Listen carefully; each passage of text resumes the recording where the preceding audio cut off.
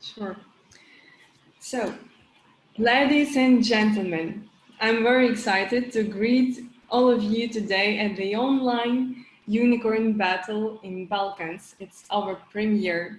So, let's start. Let me introduce my colleague, Anna Fedorova, our Chief Partnership Officer of Startup Network and CEO of the Unicorn Cup. Please. Hi, Lilia. Yes, and I'm really glad to see everyone in Balkans. I really wish we all were live with you guys because you have such a beautiful nature and weather, I hope also, but we are still on the lockdown everywhere around the world. Well, and it is good that we managed to see everyone online because we have friends from all over the world joining us today. And I would like you to introduce you to our company and what will be happening. Our events are happening thanks to our sponsors. Our platinum sponsors, Network VC California Seed Fund, and our golden global sponsor is ICU Ventures. ICU Ventures is a Kiev and London-based capital fund that invests in technology companies with ties to Central and Eastern Europe, focused on helping ambitious founders build global businesses. ICU Ventures makes late seed and Series A investments across the tech spectrum. And please greet our silver global sponsor, Silicon Valley Syndicate Club. And I would like to remind everyone that the winner of today's battle will go to the finals that we're going to have at the end of this month. It will be July 28th, 29th, and 30th. Each day for a separate time zone. We'll have an Asian day, European day, and American day. So please join us for this grand event with lots of participants all over the world. And we will see you everyone online. You can get in touch with Lilia or other girls, and they will tell you all the details how to get in touch with us during this cup. We had done preliminary battles almost on all the continents, that's for certain, but almost in all the major locations all over the world. And I'm really glad that Balkans will be part of it. We had been to 27 countries already, and we had screened enormous number of the startups, and only the best ones get an opportunity to pitch live. We are welcoming partners and sponsors who would like to join us because we have 7 more battles more to go and 3 final days.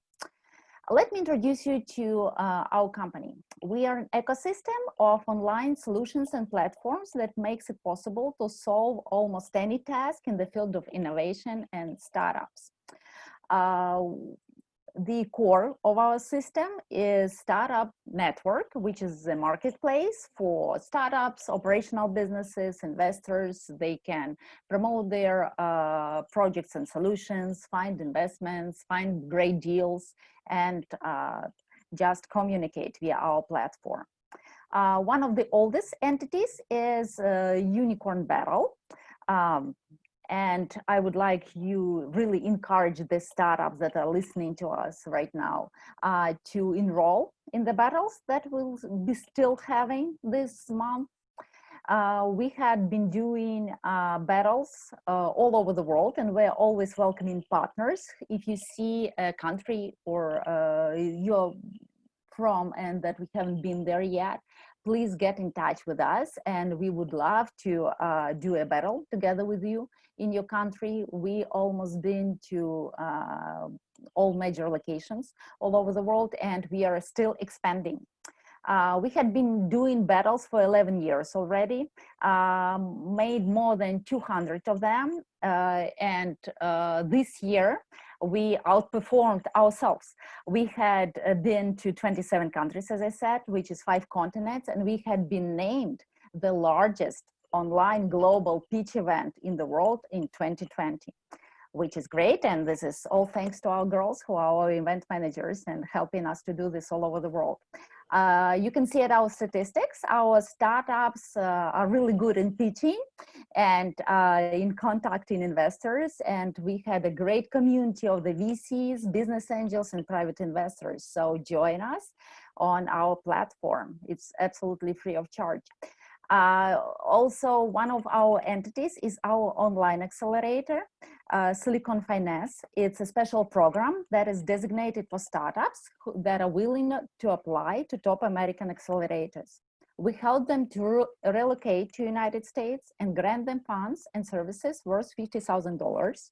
We invite best speakers and mentors to coach our startups online and offline for our acceleration program. Join us to become a better version of yourself. And of course, Network VC California Seed Fund. It's the most recent part of our smart family. And it's our VC fund with two current strategies. First one, to participate as an investor in our pre-acceleration program for the chosen startup. And the second one, to be a lead investor in our Silicon Valley Syndicate Fund and Silicon Valley Syndicate Club. It's a special structure that allows venture syndicates for different startups be easily organized. Now, any investor with a check starting with $10,000 is able to join our syndicates and get an access to the best startups that we had found through our global network. And there is also one very important part of our smart family, but I would like to invite Natalie Prosciutto, COO of the VC House, to introduce her project. Natalie. Thank you, Anna. Hello, everybody, and I'm glad to see you here today. I'd like to introduce you to our new project, VC House. This is an invitation-only online community and platform created exclusively for VCs, where they can exchange deals in which they participate as active investors. And what is more, it will be also a platform for specialized offline LPGP events, where family offices and institutional investors can have an opportunity to meet VC funds.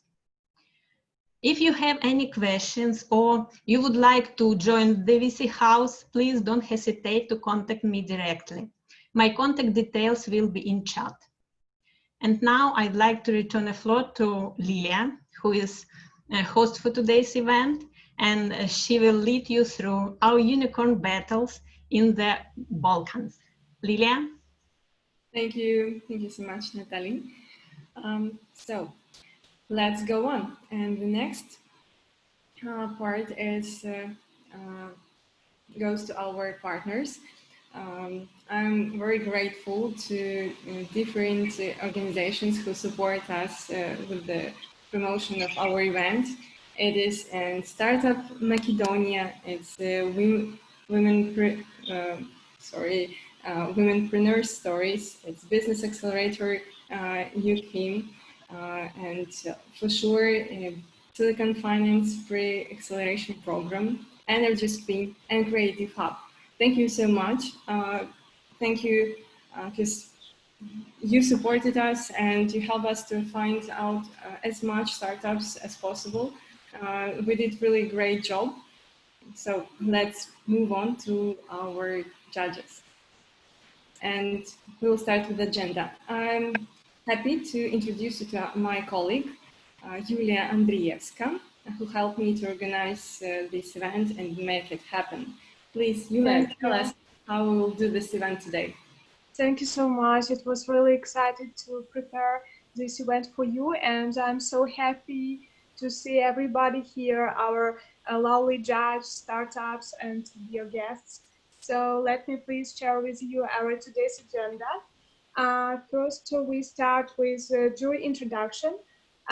During this section, every jury could be kindly asked to present themselves, like tell about experience and so on. And then we pass to the most dynamic and the longest part of our event, the startup competition.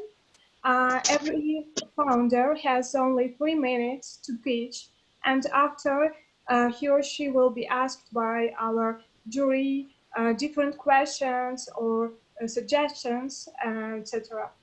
And the most happiest part, the winner's announcement, according to our voting platform.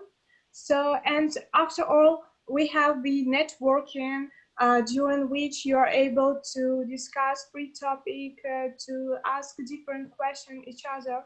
and you are welcome also to chat in our Zoom. So feel free, and thank you so much. I go back to Lilia. Thank you. And we're happy to introduce our expert board. So before we'll start the pitch competition, please greet our honored judge who volunteered their time for our event today. Dear judges, please introduce yourself, your fonts that you represent shortly for just 1 minute. You can tell the industry, check size, and geographical location of startups you are looking for. And we will start with Alexander Soroka, our CEO of Startup Network. Dear Alexander, I pass the word to you. Hello, Lilia. Thank you very much. Hello, everybody. Our fund is industry agnostic. Usually we invest from 50 to 250K, and geographically we prefer to invest in US or European-based startups. Thank you. Thank you. I know that Roman Nikita with us today from ICU Ventures. Dear Roman.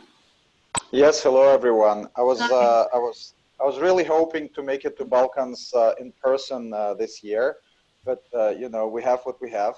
We'll make it up in the future. But in the meantime, I'm very happy to be part of the Balkan battle. We're looking forward to great pitches, and especially so that ICU Ventures actually has Central and Eastern Europe in it, covering in it by its mandate. We invest at the late seed round A, usually from $200 to $1 million.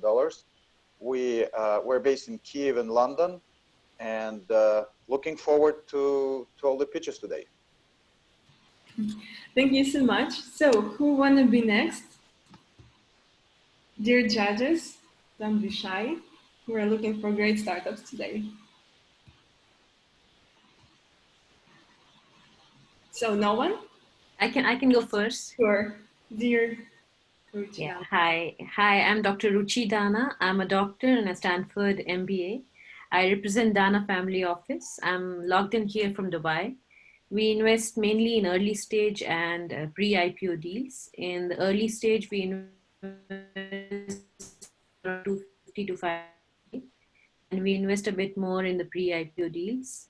I wish all the best to all the startups participating, and I'm looking forward to it. Thank you. Thank you so much. So who will be next? I'm sure that we have great expert board, so I will be happy that you introduce yourself. Hello, I am Elena. I'm from Romania, and I represent Tech Ventures Incubator and Tech Ventures Capital.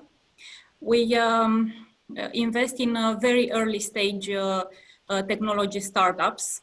And actually we have twice a year in spring and in fall, two competitions. And I'm looking forward to see what we have here today, and finger crossed for you. Good morning. Good morning. This is Bill Baker, waking up from early in LA. It's a delight. I am absolutely stoked. I know two things. I know startups and I know the Balkans, but apparently I don't know how to operate my camera. Either that or the camera is actually gone on a lockdown from me. It doesn't trust me anymore. So I'll work on this thing, and I look forward to a lively event. Thank you. Thank you, Bill. Really great to hear you here today. It's a great pleasure. I can be the next if it's okay. Sure. Yeah, please. Okay. Hello, everybody. My name is Pavle Zimbakov with a lot of experience with on trainings, and management in companies. I hope that I will hear a lot of nice pitches, and that we will have the best winner.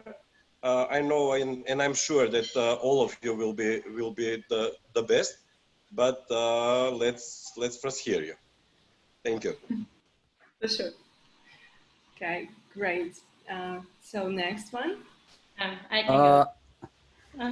Oops. Dear Ellie, please. Thank you. Thank you, Lydia, for the invitation. I'm very happy to participate in this online event.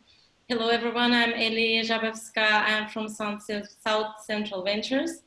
SC Ventures is a 40 million VC fund with investment mandate for the Western Balkans. So we covered the region from our 3 offices in Skopje, Belgrade, and Zagreb. We are industry agnostic, I would say, but most of our portfolio companies so far are from the B2B SaaS segment. So we are looking for strong teams, and our sweet spot for investing is early to growth stage companies. So looking forward to the pitches. Thank you. Thank you so much.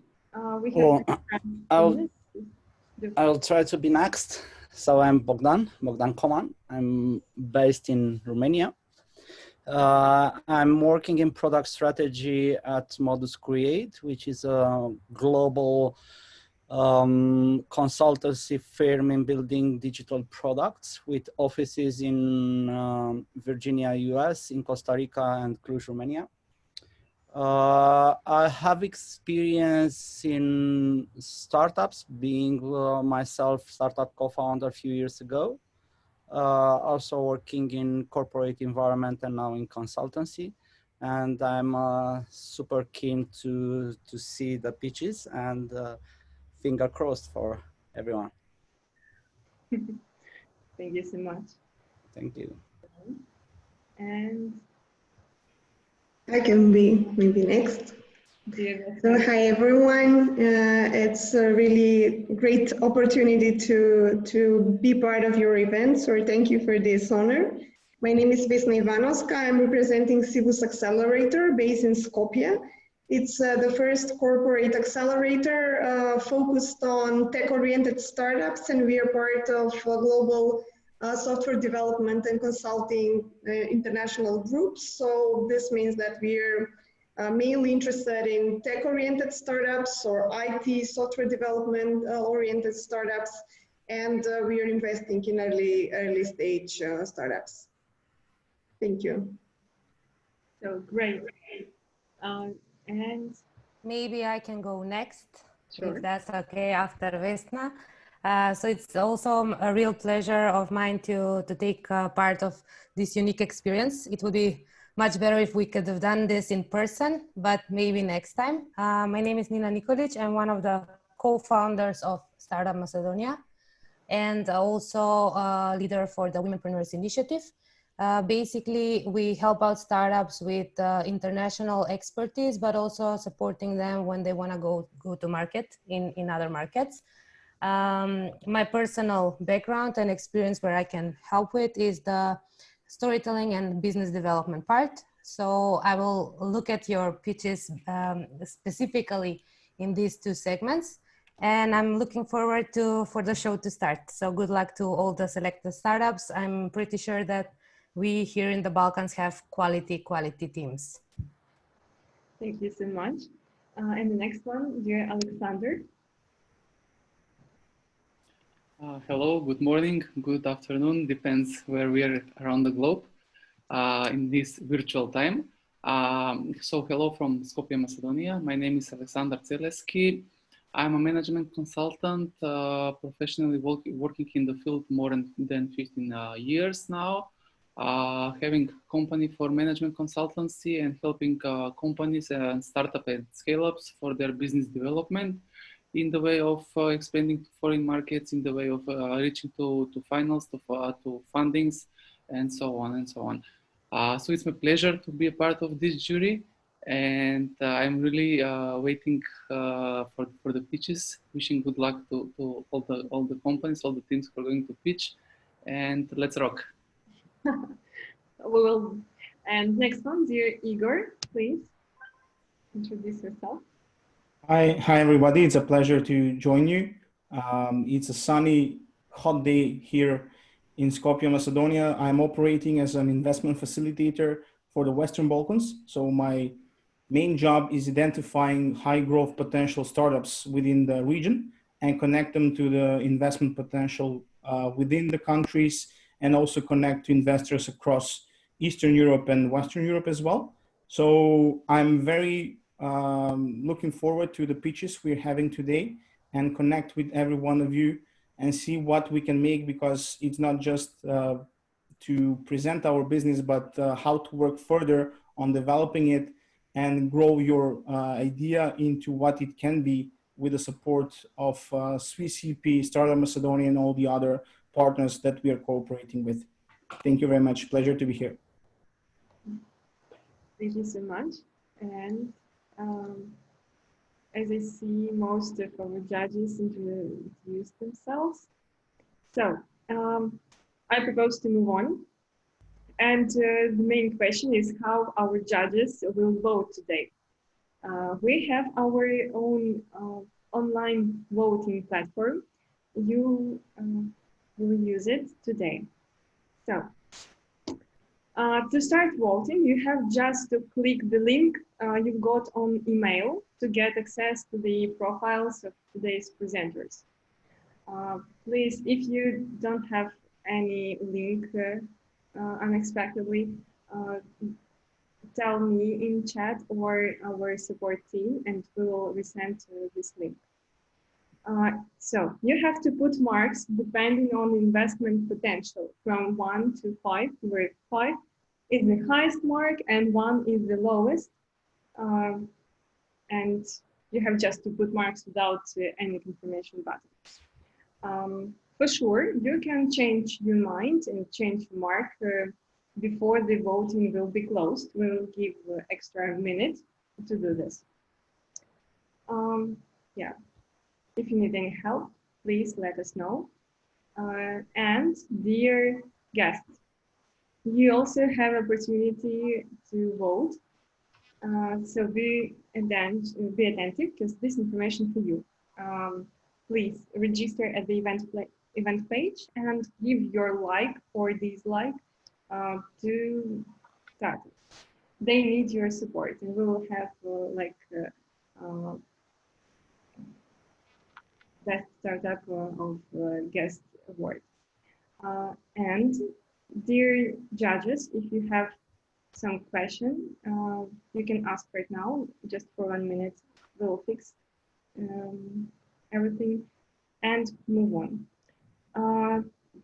And I'm happy to introduce our startups. But dear participants, before we start, we recommend not to talk about the fundraising out loud because it is public event, and if any investor asks about it, please discuss it privately in chat.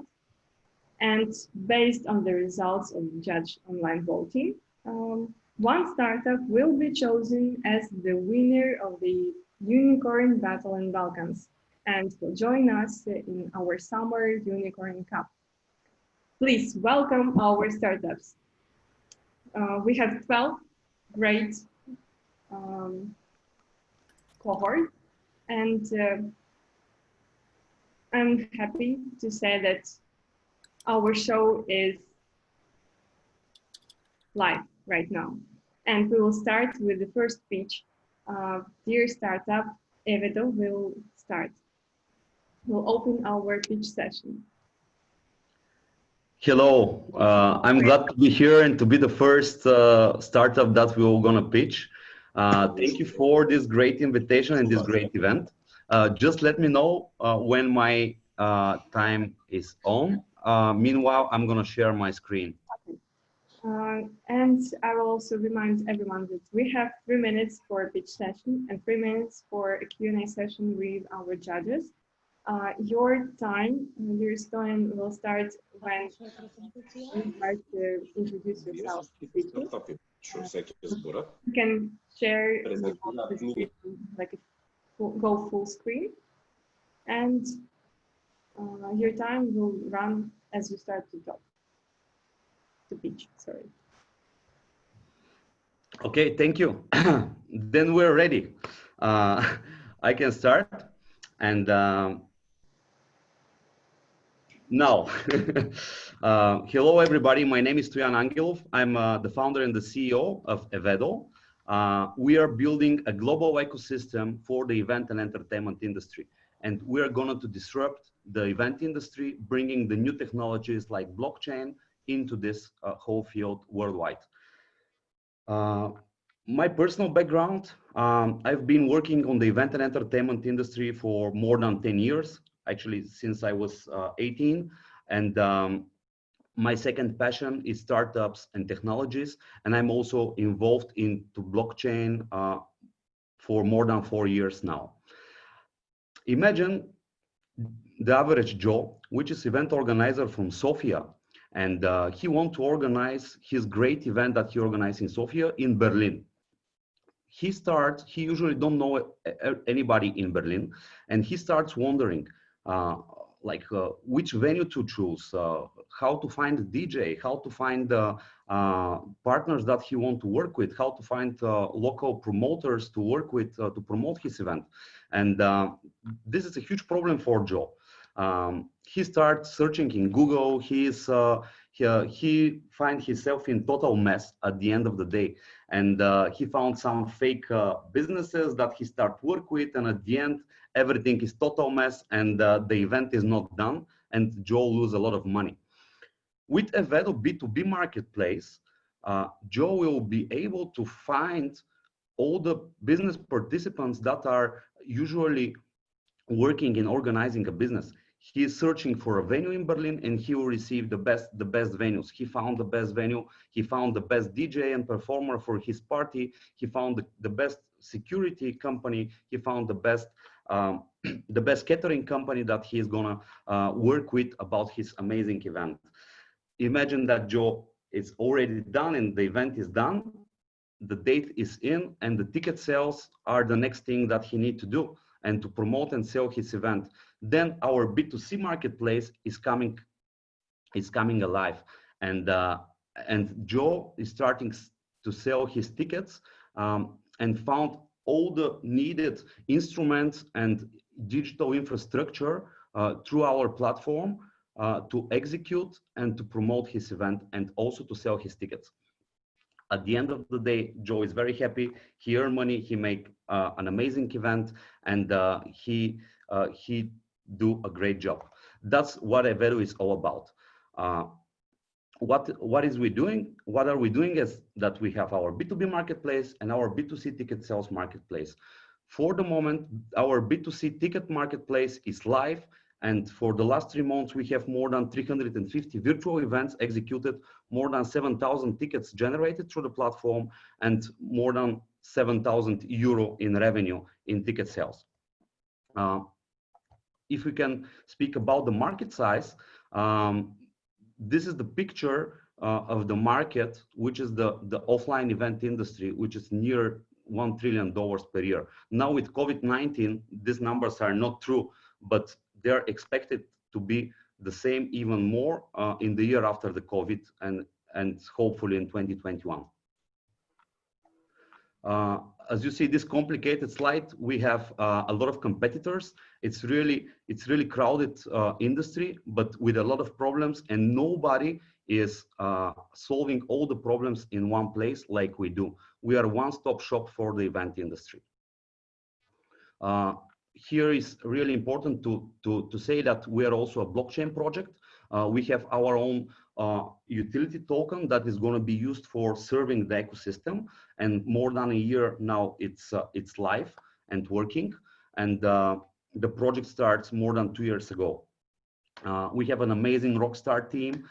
This is the founding team. Now the whole team is 12 people. You can explore in our website, but the whole team is really consistent, and we have a legal, technology, design, and business. Your time is up. Thank you, everybody, and I hope that we'll have the chance to meet you all. So, dear judges, please ask any questions. Right now. I do have a question. Sure. So, why Joe does need a blockchain thing? So, is it important for Joe to have everything on blockchain?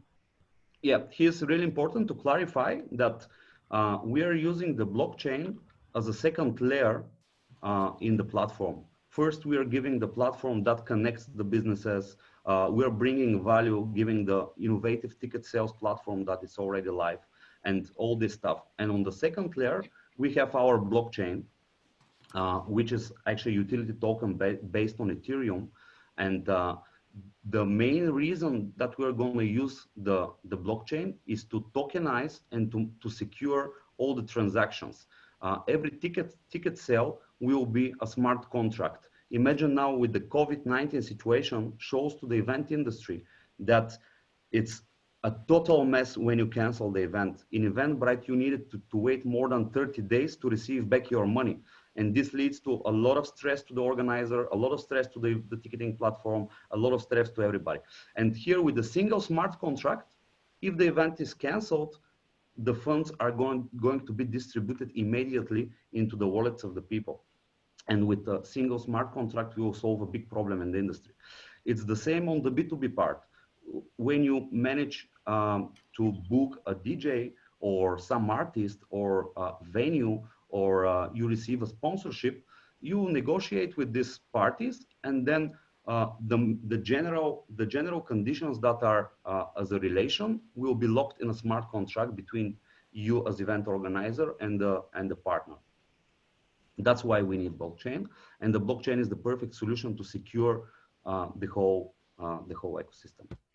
This is Bill Baker, and further to the question, you just wasted actually 2 minutes talking about your machinery, which has nothing to do with the business. Okay, just as a friendly advice, we don't care about the engine underneath the hood. What we care about is how's that car going to go from point A to point B? You have 7,000 customers. Congratulations. What is your cost of acquisition per customer, so I can figure out how you get to 7 million customers and what that cost is? Yes, for the moment, based on the current customers, our customer acquisition cost is between $5 and $15. That's a pretty big range. Yes, it is. But the lifetime value of a customer is it's huge enough this $5 to $15 to be small particle of what we receive from this customer. We are getting 5% commission from every event that is going to be sold through the platform, and also we have a couple of other business models like premium features and performance marketing into the platform that the event organizers will gonna pay. You mentioned this is a competitive space. Can you make a profitable business in operating only in your region, meaning the Balkans, maybe Eastern Europe, that part, without having to? Because I don't think, I think for the most part, this is all going to be a regional-based business until somebody starts, a wave of mergers and acquisitions. Now we have fundamentals in more than 20 markets. That was what we are doing last 2 years with the project, building the project from one part, and we found the best partners in certain markets. Eastern Europe is one of our target markets, but also now we are negotiating with a local partner in India, and we spent 2 months in Thailand last year developing the Southeast Asian market. And yeah, I think that this is really competitive market, but we have some unique products and unique value proposition for the event organizers, and that's how we're going to win them. Good luck. Thank you so much. Stoyan, one question. Yeah, just because I think that you didn't have the chance to present your big ask. So I was wondering, aside of the fact of raising money and stuff like that, what is your biggest ask at this point with all these people coming from the Balkan region? How we can help out? We are now seeking for our next round. which is a convertible note round. I'm not gonna share details here because of the security issues that Lily earlier said. But we want to onboard as much as we can now event organizers and strategic partners like Startup Macedonia. We spoke with them yesterday, by the way, and also we are looking for strategic investors that are going to help us to spread the word and to onboard more markets and clients in our platform. Thank you. I would really be very happy to connect with all of you guys on the judging panel, but also all the other relevant people here into the call and watching online in YouTube. And I'm sure that we can explore more and more opportunities to work together. Thank you so much. And let's go next. Our second participant is Startup Epidemic. Dear Nika, please prepare your presentation. Sure. Do I share it already? No, I don't see it. No. Okay, I was just wondering if it's the time. And do full screen, please. Sure. And there it is. Video. I lost it. Sorry. Stop share. I have to do it again. Okay. There was a problem. Is it better now? Yeah, sure. Better. Yeah. And I'm trying to find you. Yes, I see you. Good. You're okay. Please start. Okay, perfect. Hi, my name is Nika Cristina. I'm the co-founder and CEO of Epidemic. And first of all, no, it's not a Corona-based startup. We're actually 1 month older than the virus itself. Influencer marketing is a fast-growing field. Actually, it's exploding. It's reaching 8 billion this year. But what happened is that this growth has caused a shift. The demand for influencer marketing grew so fast that the supply, so basically the number of influencers, couldn't keep up. Consequently, the prices skyrocketed while the quality of ad-saturated influencers that nobody trusts right now went down. Sorry, I can't switch. Okay, the solution are nano influencers. It's actually a trend right now. They're from 1,000 to 10,000 followers. They're super authentic. You can feel that they're real people. You trust them, and they're really hardworking. They tend to over-deliver in collaborations. But there's a trick. If you want to work with nano influencers, you have to include a lot of them to reach the same amount of people because they don't have that many followers. And this is where we come in. First of all, let me say we're super big on integrity. So we believe that if you have to pay a nano influencer to represent your brand, you simply didn't find the right nano influencer for your brand. What we do is we identify nano influencers who are fans of your brand, and we turn them into brand ambassadors. We do that on scale. Epidemic is a turnkey solution that helps brands create buzz by activating brand fans with social influence. One of the most important features of Epidemic is our discovery feature. It actually means that using our algorithm, we can start to gather brand fans and start campaigns anywhere in the world at any given time from scratch. The second very important thing is AI profiling. We're classifying social media accounts as we speak, and it improves our smart matching with every collaboration. So actually, like continuously, we're getting better at this. Most of our competitors offer platforms or tools which provide the obvious solution, but they don't solve the real pain. If you really go and talk to the marketing managers, which is what we did, you figure out that they hate new tools. They don't have time to learn them. They don't understand influencer marketing in depth. So what we did is we have actually built an agency experience for the brand, and we standardized and automated it, so backed by technology in a way to enable our scalability. Get free products and share your authentic experience on social media. That's the value proposition under which our nano influencers join our community. Until now, in 6 months, we have over 1,800 nano influencers signed up completely organically, €0 in marketing. We charge companies on monthly subscription models because monthly presence is important for Instagram's algorithm. We charge 40 to 60 euros per nano influencer, and the minimum monthly cost is 1,000 euros. As you see, we take care of everything. We are a turnkey solution. In the last 6 months, we got to 33,000 euros in revenues. We are working in 5 countries right now. Our monthly growth rate is 21%, and most of our customers are major multinational companies. Thank you, Nika. Your time is up, unfortunately. So, dear judges, ask relevant questions, and you'll get more information that Nika do want to tell you.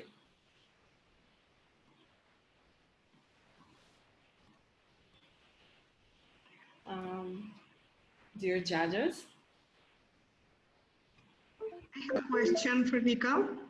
Sure, go ahead, please. I really like your idea, definitely, and I'm really curious about the way you are matching nano influencers with brands. So, do they have like this opportunity to meet them, talk to them, or simply they trust you and then you decide on their behalf?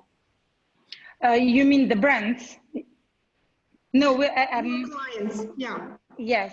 No, actually, what we discovered is that they don't want to see, as Mr. said before, they don't want to see the machinery. They just want results. And since we're specialists in the field, and actually we have machine learning implemented in our system, we do everything for them. What they say is who they're targeting and what's their budget, and basically we take care of the rest. Thank you. Hi, Nika, this is Bill Baker. I just want to congratulate you because I think you're solving a huge problem that exists out there. And perhaps you can borrow the previous presenter's blockchain technology, which is where, this could be very helpful as well. Thank you. Good luck. Thanks a lot for this. Yep, Nika, thank you. hi, it's Igor Madzov here. My question is regarding regional presence. You mentioned 5 countries. How do you ensure that you can get enough access to nano influencers in different geographical regions? And which regions are those that you have the most presence? Actually, thank you for your question, first of all. Of course, we have the biggest presence in Slovenia because we're just over half-year old and we were born here. So, but otherwise, we're present in Slovenia, Croatia, Spain, Germany, and France. How we ensure that we're going to get enough nano influencers? Well, actually, the answer is quite simple.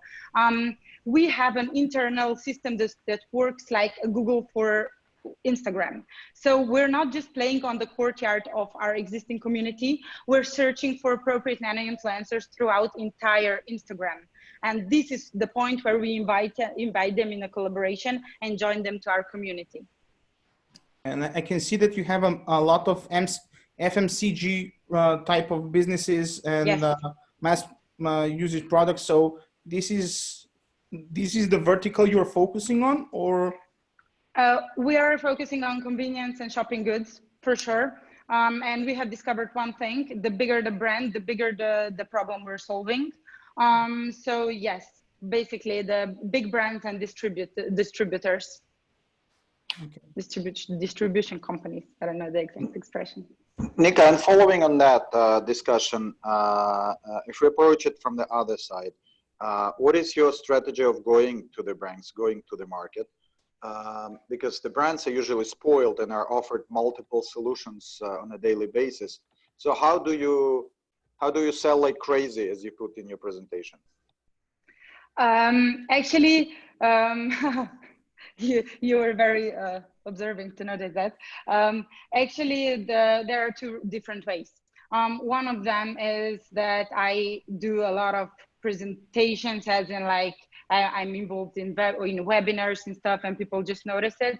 But actually, the most important part, how we sell, is all inbound, because the thing is that whenever we collaborate with a brand, when influencers post, they always post epidemic in the first story as well. So basically in our business model, we have included a growth engine, which is our box in which the products are always delivered. So we are always in the first story of the nano influencer, which makes in turn, it comes back at us in a way that marketing managers are often users of Instagram as well. They notice other products through our nano influencers, and then they contact us directly. So most of the brands that you can see, they were inbound. I didn't even have to sell to them. I mean, yeah, later on, but they contacted us. So thank you so much. Thank We you. have to move on. Dear judges, be sure that at first you have to vote and use your voting links. If you have any technical issues, please contact us. And if you also want to ask more questions, use our chats. You can ask in private or to all panelists, and after all, we can come back. Startup number 3, please get ready. Vidict Media Server from Macedonia. Dear Pero. Yes. Good afternoon, everyone. My name is Pero Guzelov, and I'm the founder of Vidict. First of all, I would like to share my gratitude to be among such successful startups and to be heard by professionals. Today, I will show where video streaming is going and how Vidict plans to lead the way. NASA Live Eclipse broadcast claims 40 million streams, but that is nothing compared to what is coming. As many sporting, music, and celebrity-related events transition from cable TV onto online, the need to increase streaming capacity is now greater than ever. For example, YouTube is preparing for 400 million live viewers. That creates a lot of problems for the underlying service providers and citizens, but we see nothing but opportunities. Vidict has been working on this for about a decade, and our technology, Vidict Live, is ready to showcase its superior performance over competing solutions. The companies that solve this new and exploding need have the opportunity to become the next Akamai, Skype, WhatsApp, and so on. It is a video world out there, but current streaming technologies and methodologies are no longer able to keep up, especially in the developing world where infrastructure and services are either very expensive or lack the quality user experience. Even via Zoom, we experience poor quality, frame freezing, buffering, and other glitches. However, the biggest challenge today is supporting a large number of concurrent users. Massive live video streaming is a market posed for hypergrowth. The technology best positioned to enable this is known as peer-to-peer and has been around for decades. Think Napster for video, but to date has only been used for custom-built applications. Vidict Live has developed its product to be browser native, and this increases its reach without custom-built software. Each viewer can stream live video from its closest and best geo-IP neighbor without the need to install any problems. This is analogous to Napster peer-to-peer file sharing platform. With our peer-to-peer technology, we can live stream massive concurrent streams without the need to corresponding servers, which greatly reduce cost without degrading the user experience. For info, peer-to-peer is industry standard WebRTC developed by the consortiums of Chrome, Firefox, Opera, and as such is integrated in the latest web browsers. Speaking of the top benefits from using Vidict Peer solution, I would like to mention greater stability, more revenue, and higher efficiency compared to the traditional server solution. Vidict Peer is available to video website owners who want to stream uninterrupted live video regardless of the viewership peaks. So what's the catch? Why this was not done before? Well, first, WebRTC is new. Second, it is very hard to be done. And yes, we did it.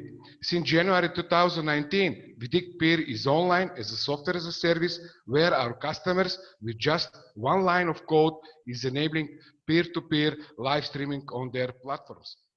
Our greatest accomplishment so far was the World Cup in cricket in 2019, where we streamed over 300 million streams during a 6-week period, with 430,000 simultaneous streams during a single game between India and Bangladesh. We win customers. I'm sorry, but your time is up.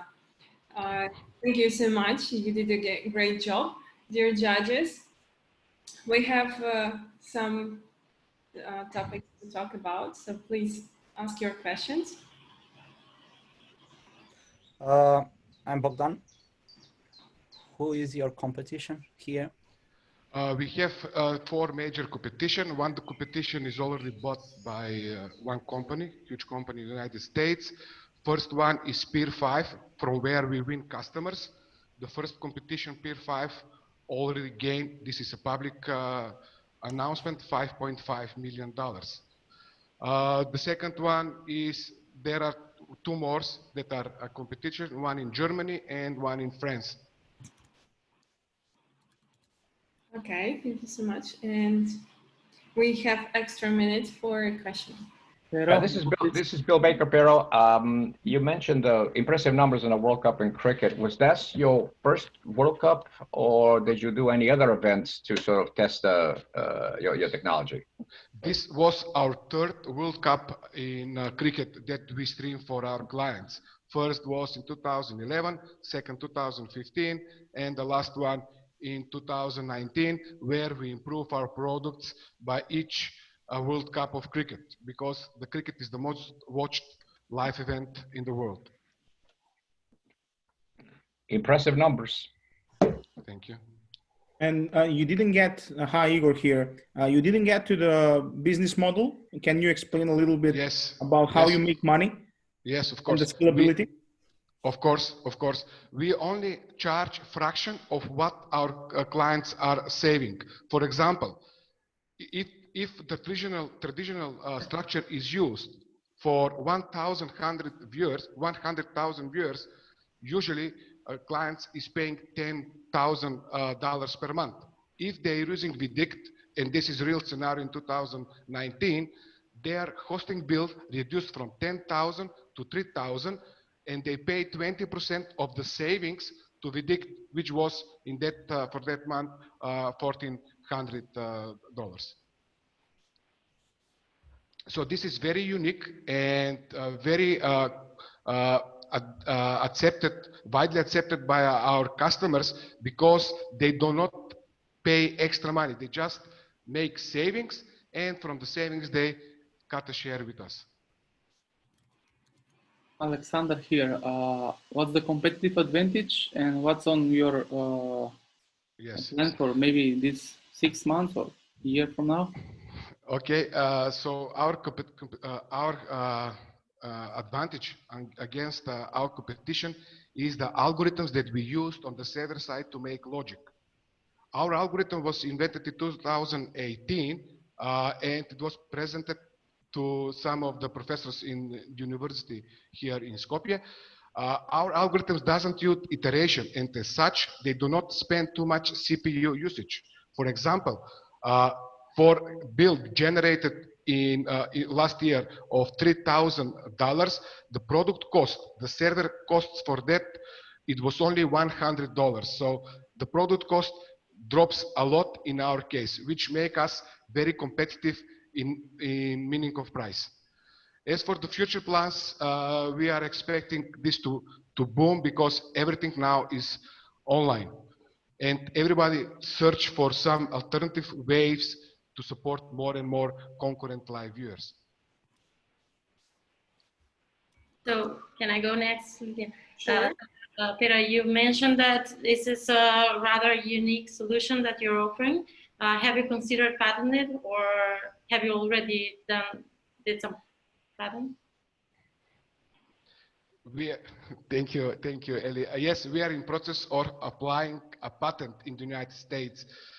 Fortunately, the lack of financing is blocking up that part, and that's why we are here right now.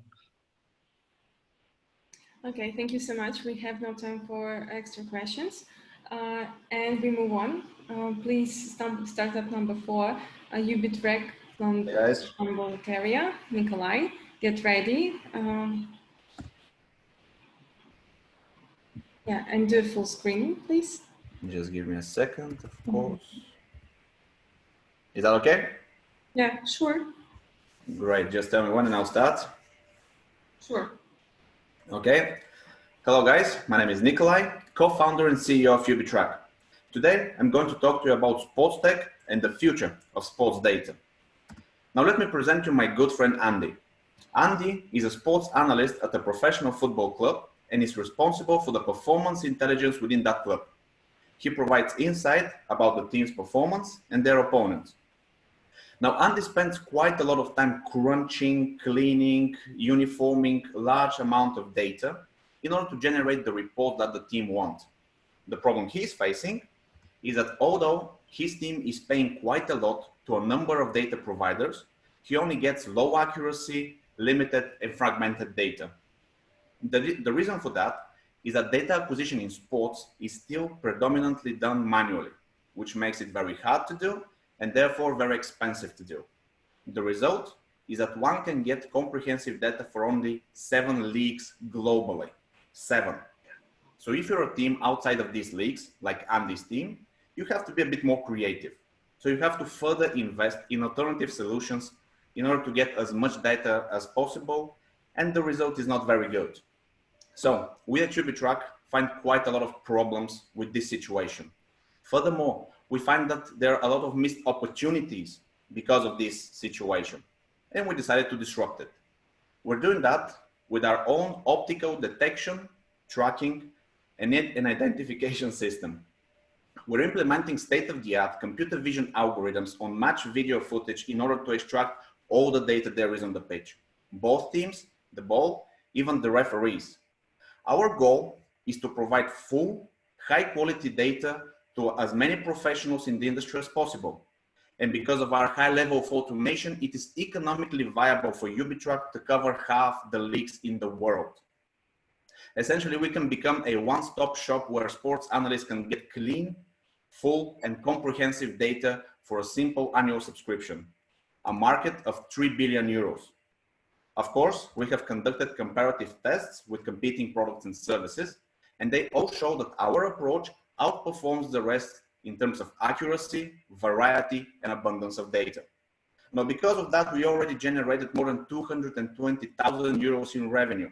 We closed our first funding round at the end of last year, and we're very close to signing our first league-wide master contract. Now, this is the team behind all that: Roman, Anton, Tanya, and myself, with the support of our advisor, Stefan. Now, we're looking for mentorship, industry contacts, and funding in order to continue our efforts and grow our business.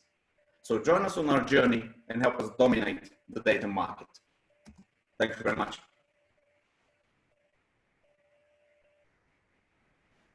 You're muted. Thank you so much. You're in timing. It's perfect. Dear judges, he works to get great questions. I will start. I'm Bogdan. I really like this idea of data science for sports. What I don't understand is who is owning the hardware. I mean, the computer vision thing that you had on the slide. So it's yours, you are renting, and how you are making money from, which is your business model? Or if you have, yeah, and if you have a kind of monetization from the hardware as well. Our business model is to partner with the football leagues because they can give us access to all the venues in a certain competition. Because data is the most valuable product of our work, we would like to retain ownership. So essentially, the hardware is covered by us. We partner with the football league on a revenue share model so that we have access to all the venues. And then we sell the generated data sets to sports analytics companies. Essentially, the more popular and the more prestigious the competition is, the value of the data is much higher, yet our costs remain fixed. So in order to maximize our profitability, we have decided to go this way, contrary to the established models on the market where they just simply sell their systems and let the football clubs or the leagues do what they want. Nikolai, this is Bill Baker. Congratulations. I'm not going to question the technology. It's just really good stuff. But I do question your go-to-market strategy. This is outside your quote unquote 7 leagues. Nobody really cares. Nobody really matters. I see this as a Moneyball version 2.0, if you will. Okay. Yeah.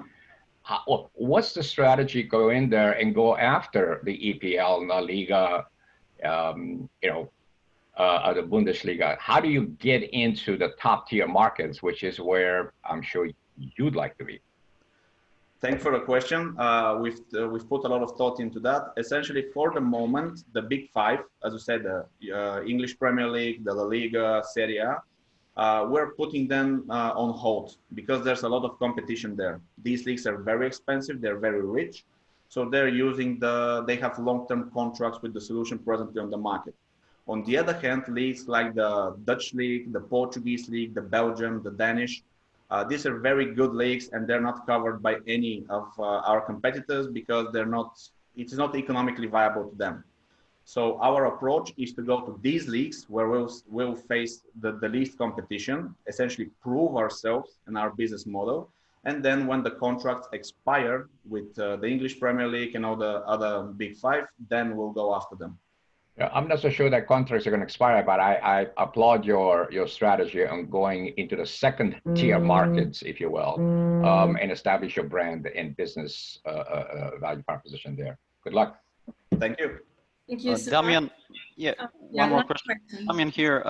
You mentioned physical equipment done, the camera on the field. Can you access the data through just already recorded videos in soccer matches? Could you repeat what? Meaning, do you need a physical equipment present? Can you just, for example, if you receive a video from one angle on just a regular video, and then do the analytics, can you do that with your software or no?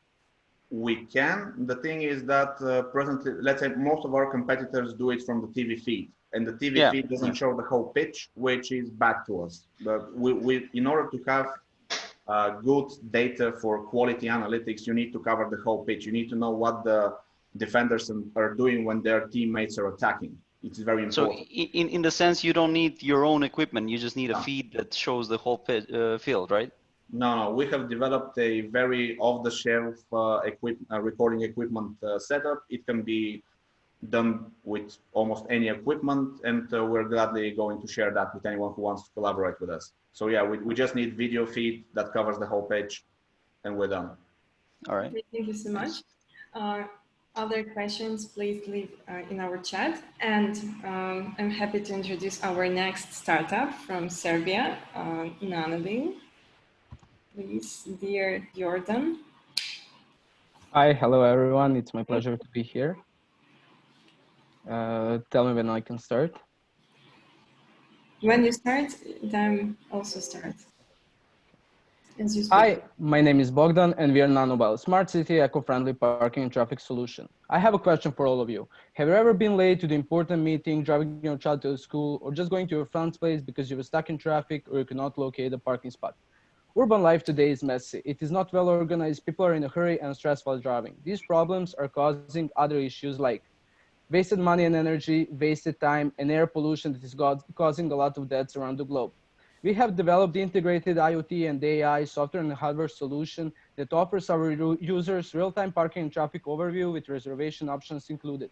Navigation and payment system are also in the application, and we have some additional features, all that backed by our sensors and bollards. Our application is free of charge for Android and iOS drivers.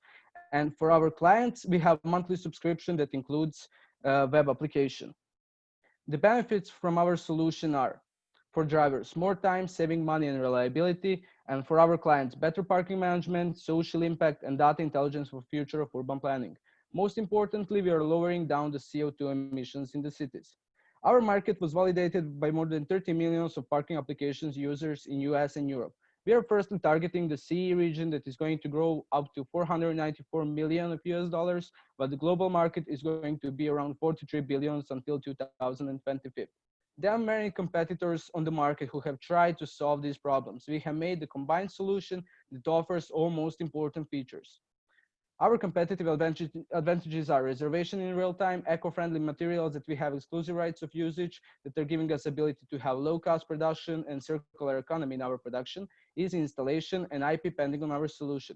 We are a B2B and B2G focused company. We are going to make money from system integration, monthly subscription and additional services.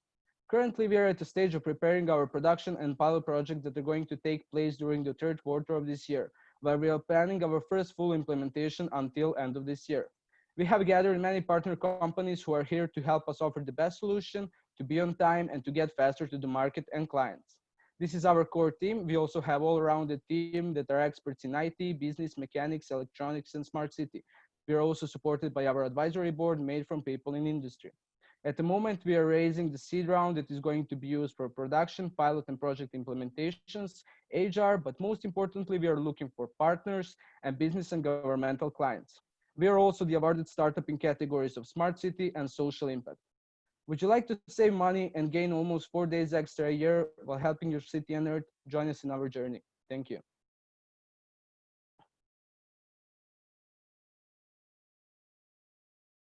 Wow, it's incredible. You're even you finished earlier than 3 minutes fast. Great. I'm trained. So, dear judges, your questions. Your turn. I will start again. This is Damian. Yeah, go on. So in a sense, your solution is, you mentioned government and or corporations, or what's the ideal customer for you? Ideal customers are governmental clients, but we are doing that through strategic partners that are going to do the system integration. So basically, isn't corporate clients more reasonable? Corporate clients that already have and own the parking spot and everything.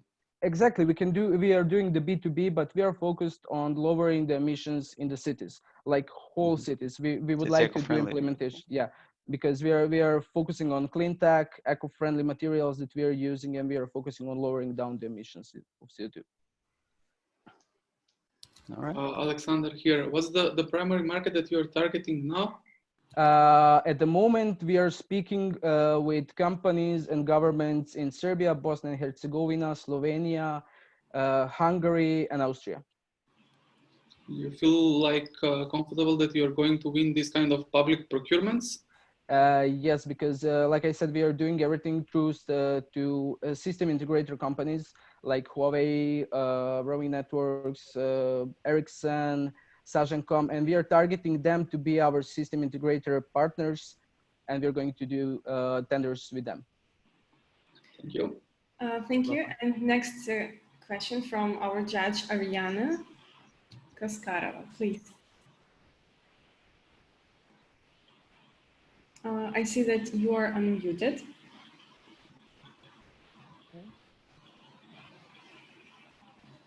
Dear Ariana. She can write down the question, I can answer it. Okay, I will ask to write down, maybe, okay, she'll write and... Okay, no problem. Can I ask a question in between before? Yeah. Yes, and thank you very much for the presentation. Just the question is, I have two of those. First of all, do you have any revenues? Did I miss that? No, at the moment we are preparing our pilot implementations. It was meant to be before COVID, but we were locked down for 3.5 months. So basically we could not do the production and implementation. So we are starting with them now.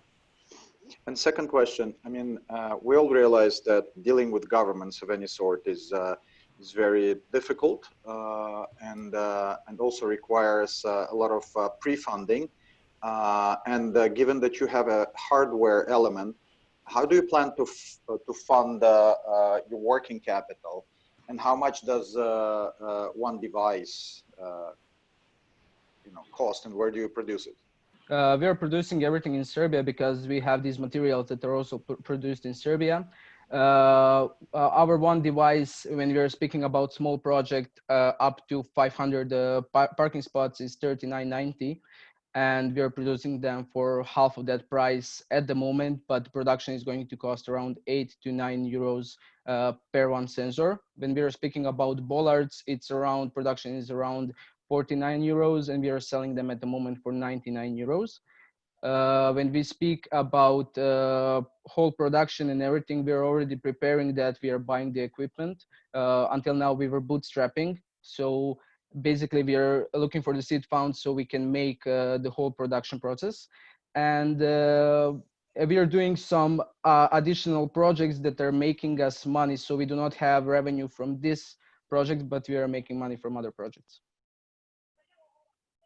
Do you have previous experience working with governments or official public procurement centers? Not really, not really. That's why we are targeting the strategic partners to do that for us. But we have our CEO that is COO that is that is now the director of communications in regulatory agency in Bosnia and Herzegovina, and he has big experience in governmental projects and selling governmental projects.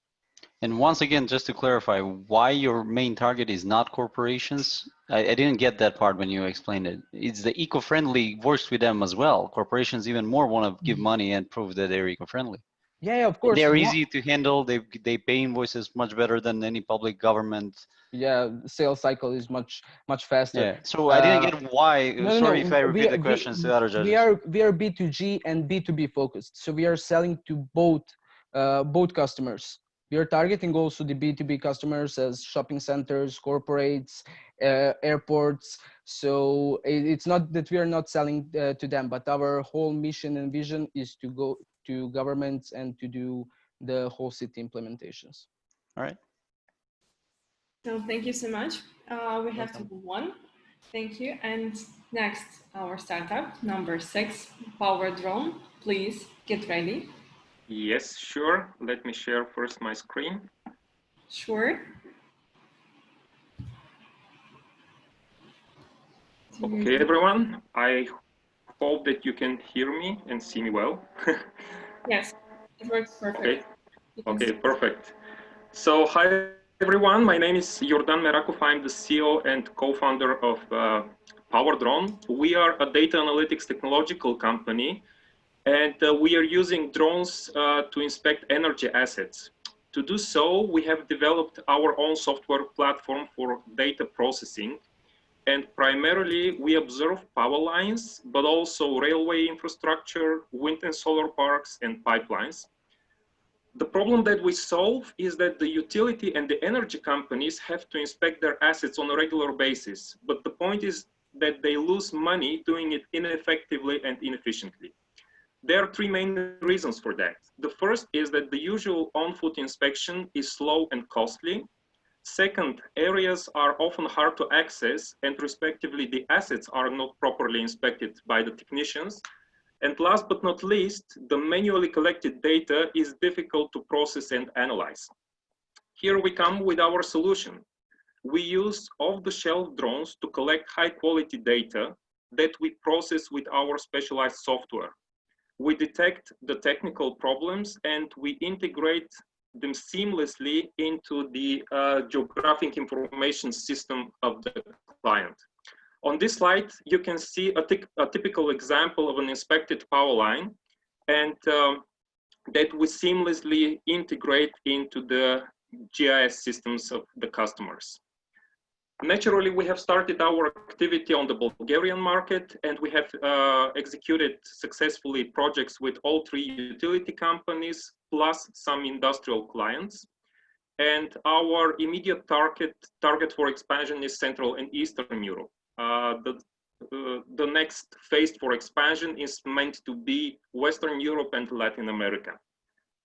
Here you can see the major European competitors that we have, and the major difference between us and them is, on first place, how we collect data, and secondly, how we process them. Our business model is quite simple. we charge our customers per inspected kilometer. And as you have already heard, the main clients are the power distribution companies and the transmission operators. But on top, we have also renewable assets, underground pipelines, and railway infrastructure. Till now, we have inspected more than 650 kilometers power lines, a couple of renewable projects, and we have generated income exceeding 65,000 euro. And currently, we are preparing for the next projects, not only in Bulgaria, but also abroad. On this slide, you can see the key members of the team. I would say we are a pretty good combination between utility knowledge and expertise and IT and software development skills. We are fundraising mostly for two things. We are trying to automate as much as possible the data processing part, but also the data collection part. So that's in brief from my side. Thank you very much for your attention, and I'm free to answer your questions. Thank you so much. You are in timing. And your judges, your turn. Yeah, I'll go first. Hi, well, thank you for presentation. Thank you, Roman. The question is, this space of, of drone inspection of infrastructural projects is quite crowded by now. And many people are trying to reach the same energy and other companies that operate all these networks. What is your specific go-to-market strategy in terms of what exactly are you pitching to the clients that makes you stand out from the competition? Yeah, very good question. Thank you for that.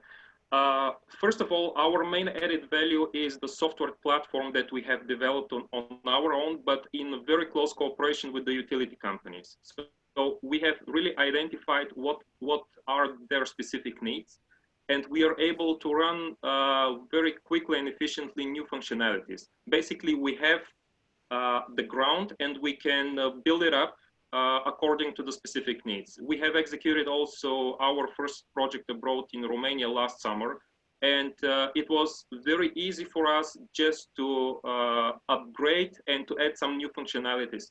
So this is our main advantage, that we are pretty adaptable, but at the end of the day, grid is a grid everywhere, and it's a kind of a recurrent exercise that has to be made every year.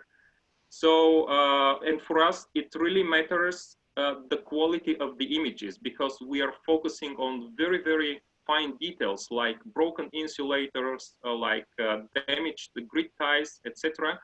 And I would say that many of our competitors, they are collecting data, for example, with helicopters or by some other means. And for example, they are able, for example, to do, let's say, vegetation management, but they are not pretty good at these very fine asset details that we are focusing. And by this, we are preventing the emergency situations which are causing the outages. So we are both saving operational costs, but also we are saving and generating money from unwanted shutdowns. Hi, this is Bill Baker. You're solving a pretty big problem, but I still don't understand. What are the top 3 issues that, let's say, a power company or top 3 as a power company would need your device and your service in order to, in order to solve that problem? Yeah, thank you, Bill. First of all, I will give you a straight example from Bulgaria. Half of the areas are really very difficult to access. These are forests, really hard to access areas. And the technicians simply do not go there, or even if they go, they cannot see exactly whether or not there is a problem. So we can see between 3 and 5 times more potential problems on the grid, which are causing these emergency situations. So that's accessibility. What are the other 2? Yeah, that's true. And also we are detecting also much more problems which are causing these unwanted shutdowns. As I said, we are detecting between 3 and 5 times more technical problems compared to the usual on-float inspection. Thank you so much. and we move on. Please, dear judges, don't forget to vote. And our next startup is from Croatia. Mr. Damir Skoko, please get ready. Hi.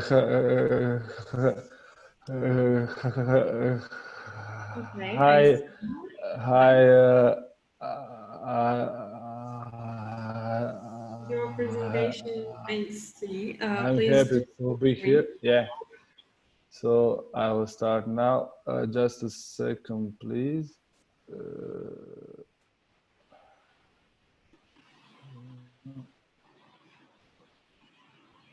Okay.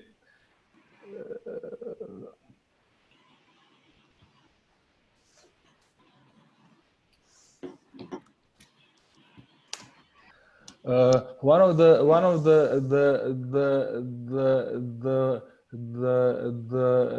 most difficult speaking situations for people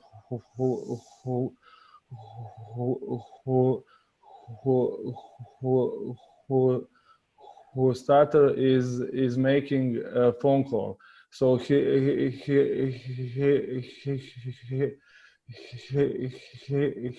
what we did about that. Hi, I'm Damir, and yes, I stutter. I'm the same guy you heard a few moments before. To speak easier, people who stutter use various approaches, but actually, stuttering is a neurological condition and there is no reliable cure that works consistently across time and for all people who stutter. There's one incredible fact about stuttering, and our product Stui is first device on the market based on that fact. Most people who stutter speak completely fluently when not interacting with other people. So, how Stui works? It's really simple. Connect Stui to your mobile phone as an extension of your headphones. Record desired voice lines on your Stui in non-stuttering environment you prefer. Make a phone call and simply communicate by playing recorded voice lines or combine them with your direct speech, however you like. The played voice lines will be merged with environmental sounds and transmitted to the phone call, which ensures the highest level of direct speech reality. We have underserved $30 billion annual market that includes 70 million people who stutter, and by excluding mild stutterers, we have defined our target market of 40 million people. Our competition is all based on delayed auditory feedback principle that can improve fluency, but is mostly ineffective in real-life situations, and its positive effect wears off over time. In testing the market, we had great results. 70% of people who stutter want to buy our product, while 90% believe that such product will increase their life quality. We intend to position our brand as an affordable assistive technology solution for people who stutter with clearly defined value proposition. When using Stui, you avoid phone call less, you have less stress and anxiety, you can use your speech techniques easier in combination with Stui. With time, you become better in using Stui for your needs. No more phone call avoidance, no more asking for someone to make a call instead of you. Stui empowers you to live more freely. Our strategy is based on two-pronged approach, B2C direct consumer approach with focus on digital marketing and web shop sales and partnership with stuttering association and institutions focused on medical device endorsement, and B2B, B2G sales. We are a team of 3, an engineer with 10 years experience on leadership positions, highly skilled project manager, and very influential speech therapist, Ms. Suzana Jelčić. Our current investor will invest more in our project, so we are looking for co-investor to reach our goals and start selling our product. You can feel the passion, and we believe we are on a good way to change the world of stuttering. Thank you.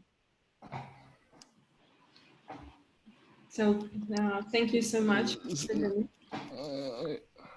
It was good.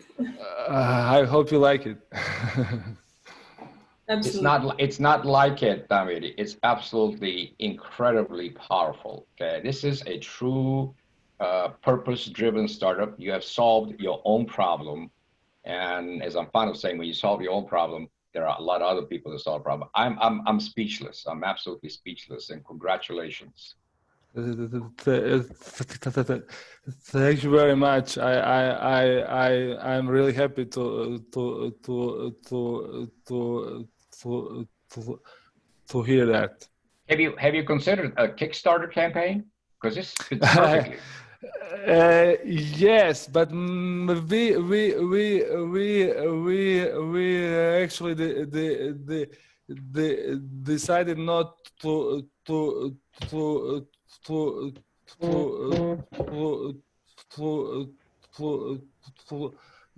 go that way for now, but it is in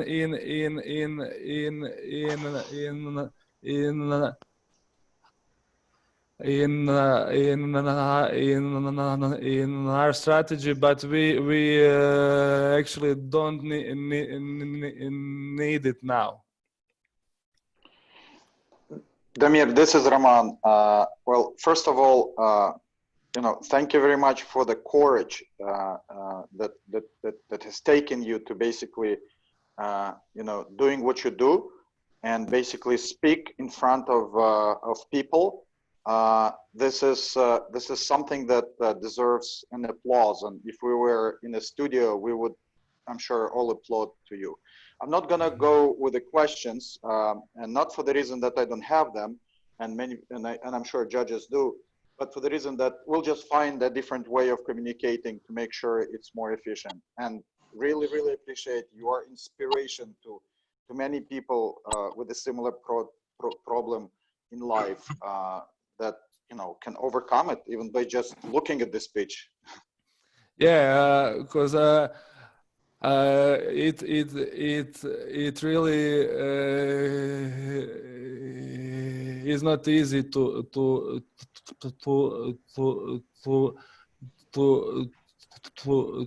be here, but I really believe in our product, and I'm sure it can help millions of people around the world, Sure. Damir.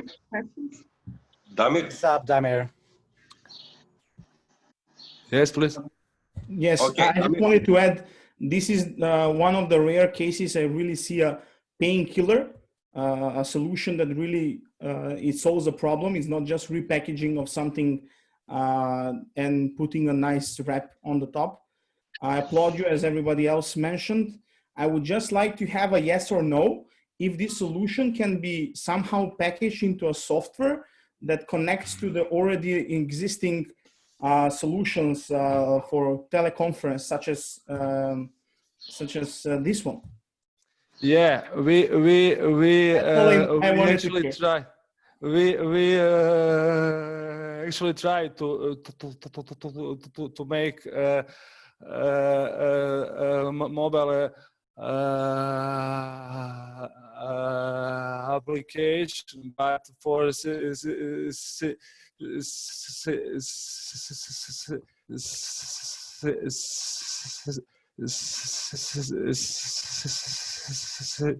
security the reasons you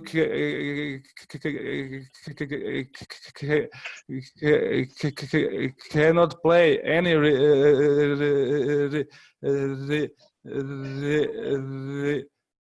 recorded sounds into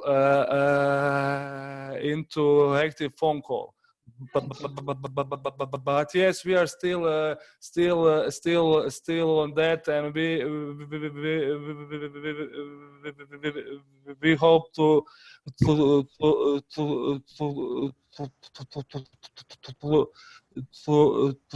achieve something like that in the future. So we want to have a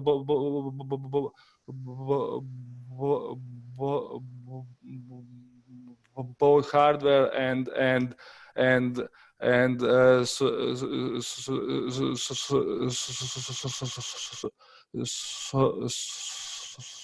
software solution. Yeah. Damir, I just want to say my impression about your project and say huge bravo about what are you doing. And I really want to connect with you on LinkedIn and try to talk about your product much more. And even if there is any chance to help you, I would like to put my hand on that. Just that. Bravo, yeah. And go on. Great. I'm happy to hear that. Thank you very much. Thank you so much. And our next startup is getting ready. Please, Tradex Social. I am almost ready. Whenever you say, I can share the screen and we can kick off. Share the screen and when you Okay, first of all, I would like to congratulate all the startups so far. Damir, Stoyan, Jordan, you did a brilliant job and your projects are very, very promising. So I wish you all good luck and massive success for the future. Oops, I'm on the wrong slide. Okay. Now you see it? Yes, and go full screen, please. Okay, I'm starting. Hello, everyone. My name is Julian. I am the CEO and founder of TradeX Social, our startup, which is in the blockchain industry. And actually, our goal is to reduce the barriers to cryptocurrency and blockchain adoption by doing something similar to what the internet browser did to the internet. It made it much more easier to use and got ready for mass adoption. And right now, if I ask you which one of you actually holds cryptocurrencies or mines or trades them or knows more specifics about blockchain, most of you will tell me, wow, no, it's complicated, it's complex, it's scary, it's scam. So we are huge believers and supporters. We are maniacs about blockchain technology. So we want to simplify it and make it easy to use in our everyday devices. Right now, crypto mining and trading is a complex thing that you have to be an expert in IT or to possess a lot of funds in order to start this process. And the entry barrier for new crypto users is too high. And that's what we are doing. Our product consists of an application and a website with intuitive usability, very easy to use for every newbie on the planet can start with 3 clicks and can educate and start mining his own tokens. We also have a cryptocurrency exchange and a copy trading module. How does it work? You get into our product, then you just press start mining, you get some coins, then you can trade them yourself or just find the trader that suits you best in order to maximize your profit. We are not in competition with eToro, Binance, Kraken, or the big players in the market. We are just a stepping stone that helps people to get to somewhere and then they can go into the real crypto world. What we have is a great team. At TradeX Social, we value very much that. So we have people in business development, marketing, fintech, growth hackers, the best legal experts, and designers that also we have 10 key partnerships. You see here on the screen, Evedo, they were the first today that they went through. So we are partnering with them together and we achieve great results. So far, we have more than 100 users on our platform. We have conducted several geo-targeted surveys for our target markets that ensure the sustainability business model of our business and proved that people in Latin America, Africa, Asia would like to earn additional $2 to $10 per month via their idle devices. We have our specific target market audience set. We have a customer acquisition cost of $1.80 per person. Our target markets, as I said, are Africa, East Asia, South Asia, and Latin America. And so far, this is our roadmap, but I'm out of time. So our product is live on our website. You can do it via mobile or website. And so far, we have raised 160K. We have sold 11% of our company, and we are looking to raise for our next round to build the full capacity of our platform until 2021, the end of it. Perfect. Thank you so much, dear judges. Let's do, wait, good job. So your questions, please. So can I go? Yeah. Thank you for your presentation. So you are mentioning you're raising in order to develop further the solution. So what exactly are you going to, how are you going to improve? What are the major improvement points that are needed? I'm showing you right now. This is how it looks. This is how our MVP works and looks. This is just a minimum viable product. With all the funds we have raised so far, we have built an MVP that replicates exactly how the real product will work. There is only one button that you can hit See the big yellow button and it works. It means that every newbie can get into the blockchain world risk-free with zero chances to lose his assets. And right now we have MVP that shows how the actual product will work, but actually we need the raise in order to build the full capacity platform, which means we will add 6 or 7 mining platforms. So when you get on our app or website, we will automatically recommend you which cryptocurrency you can mine with your current hardware. Then also we have to build our copy trading module, which consists of several KPIs. So when you log in and you say, okay, I'm a low risk trader, I trade low volumes, but I want long-term investments. So when you select all those KPIs, our system will show you all the traders, the best performing traders that you can follow, and then you can maximize your profit. And our business model is simple here. For example, you follow me, I help you gain 1 Bitcoin. You will give me some part of your earnings because you have used my expertise and my knowledge in order to gain additional profit. So our next race, our next round will be exactly used for developing the full platform with every feature working.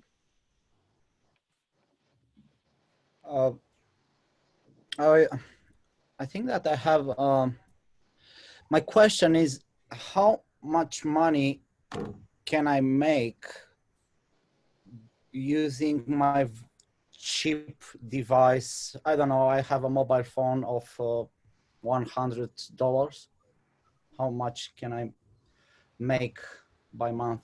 Well, here is some good news and some bad news. Bad news is probably you wouldn't be interested to earn $2 per month for you. But the good news is that there are a lot of people that they can use their smartphone, their tablet, and their laptop to mine all together with all those devices. And if you have just a smartphone, some Chinese or just a regular one, you can make $2, $3 per month. If you have a laptop that is a gamer laptop and it's very powerful, you can make $12 to $15 per month. But that's what I said, Bogdan, that our target markets is countries like Kenya, like Nigeria, where people... Yeah, but this is the reason I ask my very cheap device, because let's suppose I'm in Kenya and I have a very, very cheap device. I don't have a gaming laptop. I don't have a tablet. I just have a very small, very cheap mobile phone. That's all that I have. Okay, so we'll help you to facilitate it and earn $2, $3 per month at the most. This is the max you can take. With one phone, with nothing else, with no knowledge about blockchain, just pressing one yellow button, start mining. And our blockchain is Eternity blockchain, and it's optimized for, it's not taking hard on your video rendering device. It's not optimized for video cards. It can mine also with your processor, so it will not burn your device.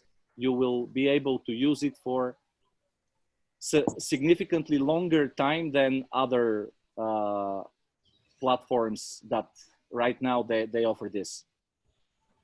Okay, thank you. If I'm getting this right, are you familiar with proof of stake and proof of work? Of course. In cryptocurrency. So the industry around cryptocurrencies is shifting towards proof of work.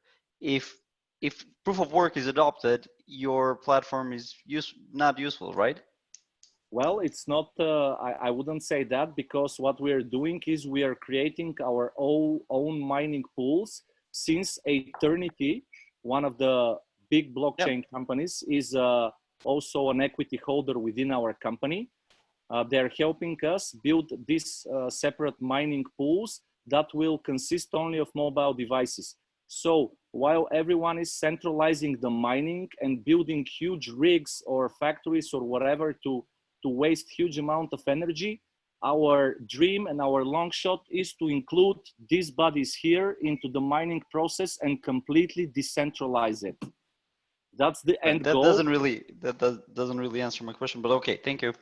Thank you so much. Unfortunately, we have no time for questions. Dear Judge, Blaise or Zanov, ask your question privately or in our chat for all panelists.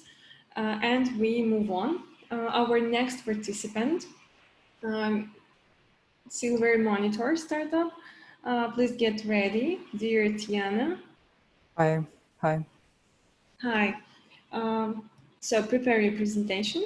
Okay, Please. so I would just like make a short intro. Hello, everyone. I'm very happy to be here. I congratulate all the startups. My name is Tihana Petricevic. I'm CEO and co-founder of Silver Technologies. We are early stage healthcare startup based in Zagreb, Croatia, and we're developing a product called Silver Monitor. And I will now present you with our solution. Can you see it? Is it on screen? Yeah. Shareable? Okay, thank you. Okay. And let's go full screen. Okay. Perfect. Okay. So basically what we do is we provide professional and affordable healthcare and safety telemonitoring for seniors. So I'm going to start with a problem. I have a senior family member, an old grandmother. She lives in a different town. She lives home alone and she has very serious heart condition. And not only that, but she lives in a remote part of town so that access to medical doctor for her is very difficult. And even when she gets to the doctor, there are long waiting lists and long waiting lines. And now with this COVID pandemic, things are even more messier and even more riskier. So I kind of started digging and researching with my team, and we started to explore why do seniors go to the doctors in the first place? What do medical doctors have to say about it, and family members as well? And we decided to create something that could help, and we created Silver Monitor. So basically it's a smartwatch for seniors, but it works as a mobile device independently and collects specific data which is relevant for this age group and has integrated alarming system. And it's connected to a software platform which collects, analyzes the data and sends important notifications to a caretaker, family member, or a healthcare professional. So currently we have an MVP with 5 features available: blood pressure monitoring, heart rate, activity, and location monitoring, as well as an alarming system. We've done a smaller pilot on 50 people in 5 Croatian cities. And we plan to add additional features like fall detection, arrhythmia detection, even temperature monitoring in the future. Regarding value and positioning, so our smartwatch is specifically designed for seniors, very easy to use. It requires no mobile phone, no mobile apps, no downloading, no integrating, no synchronizing, nothing.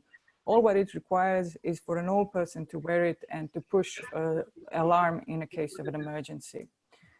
Our web application has advanced predictive diagnostics based on AI, prioritization, and location and positioning. So regarding market opportunities, you can see there are plenty of those in every market segment. However, our business model is B2B2C, and we are targeting nursery homes, healthcare providers, and through them family members. We're device as a service. We're going to sell device for 1,700 euros and web app monthly subscription for 23 euros. And our go-to-market, we are early stage, so our beachhead market is going to be Croatia, where we plan to fully develop, test our product, and achieve certain sales goals before we start to expand. Our first year, we worked very hard. We achieved certain results. We received our first investments from these companies. We've done pilot, we have pre-signups and initial market traction, and now we're seeking additional funding, which will enable us to fully finish our product and achieve sales goals of 1,000 units and subscriptions sold. And then eventually we will seek additional capital to expand to foreign markets. Team consists of myself. I have 6 years of startup experience, and we have experts in the field of manufacturing, product development, and medical expert, and seeking additional team members with business development and financing background. So that would be it. Thank you very much. Hi. Thank you so much. You are in timing. It's perfect. Okay. And dear judges, so it's your turn. give us more questions. Yeah, Tihana, so you're also producing the smartwatch. Where is the production? Is it in Croatia or in China somewhere? No, we have a manufacturer in China. Mm-hmm. What prevents Fitbit? This is Bill Baker, by the way, and congratulations. I hope your grandmother, thank you. I hope your Baba is doing really, really well. Thank you. What prevents Fitbit to integrate this kind of functionality into their, or Apple Watch, the kind of functionality? Telemedicine is a huge global business, as I know you know. Yes, I know. So basically, of course, we've done our research, and of course, we research all these companies. So these particular products are very complex to use for seniors. You know, so the whole product navigation itself is very complex. On the other hand, therefore, they are very expensive. And on the third part, the way they use their products and the way they the communication is and data is processed is they use Bluetooth and Wi-Fi protocols.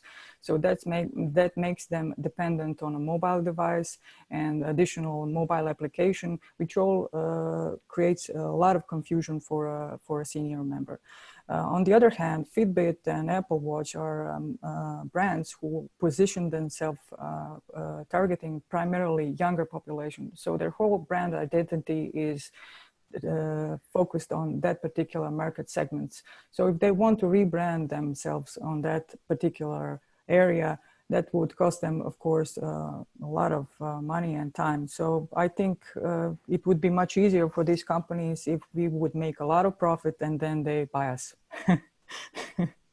So in essence, your value proposition is simplicity and in a single application, yes, single application use. Simplicity and a price. So we are much cheaper than them, and we control complete process, data flow process from beginning to an end. Our software, on the other hand, allows a lot of additional data targeting family members and healthcare providers. So we are specifically designed for this particular use, senior home care and senior care. Congratulations. Thank you. Tihana, it's Alexander here. I have a bit different question. Yes. Your users are mostly the seniors. Yes, the end users are the seniors. But who is the buyer? The buyer is a family member. Let me move this to our business model. Okay. So you see, we are targeting nursery homes and senior healthcare providers. We use their sales channels to reach family members who will buy devices, different models for this price, and they will pay for a web app application. Our end user, senior family member, is going to wear a watch, and our family member is going to use our web app so they can follow and see remotely what's happening with their family members. Okay. Do you think that this family member who is a decision maker is not aware of latest technology like Apple Watch? Yes, but Apple Watch is a $200 watch. It's too complex for senior to use. It has no, I mean the buyer. The buyer is the decision maker. If he has $200 or $300 for Apple Watch, he will buy it for his parent.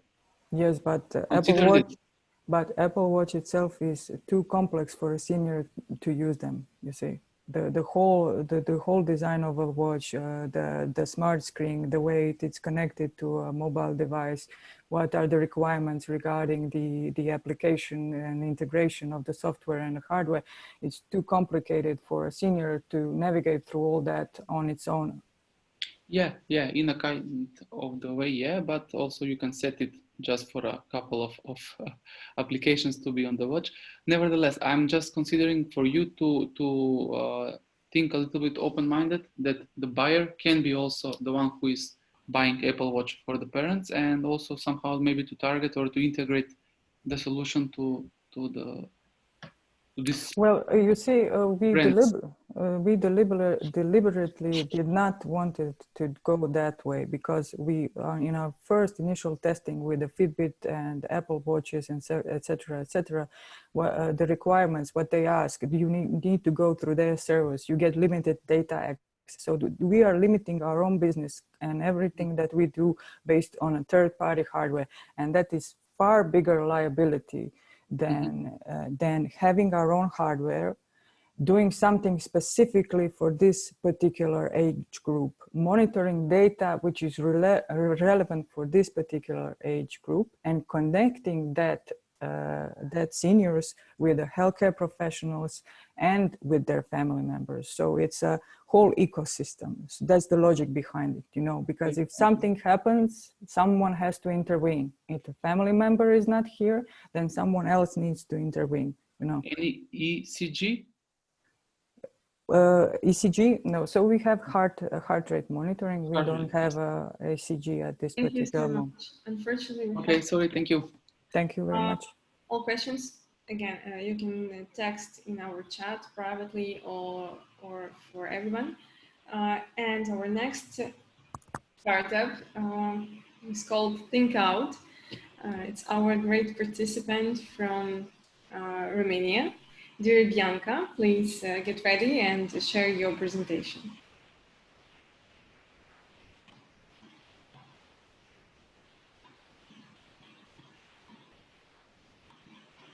Okay. So I want to see you. Yeah, I see you. You are muted. Please unmute yourself. Yeah. Sorry. Okay. Hi, everyone. Thanks for having me here today. I'm Bianca from ThinkOut, the cash flow management platform for small and medium-sized businesses. I'm sorry. When analyzing their company, most entrepreneurs lack clarity and the proper financial overview because they still use a lot of traditional tools like spreadsheets or pen and paper. They don't really know how different money flows can actually influence their business.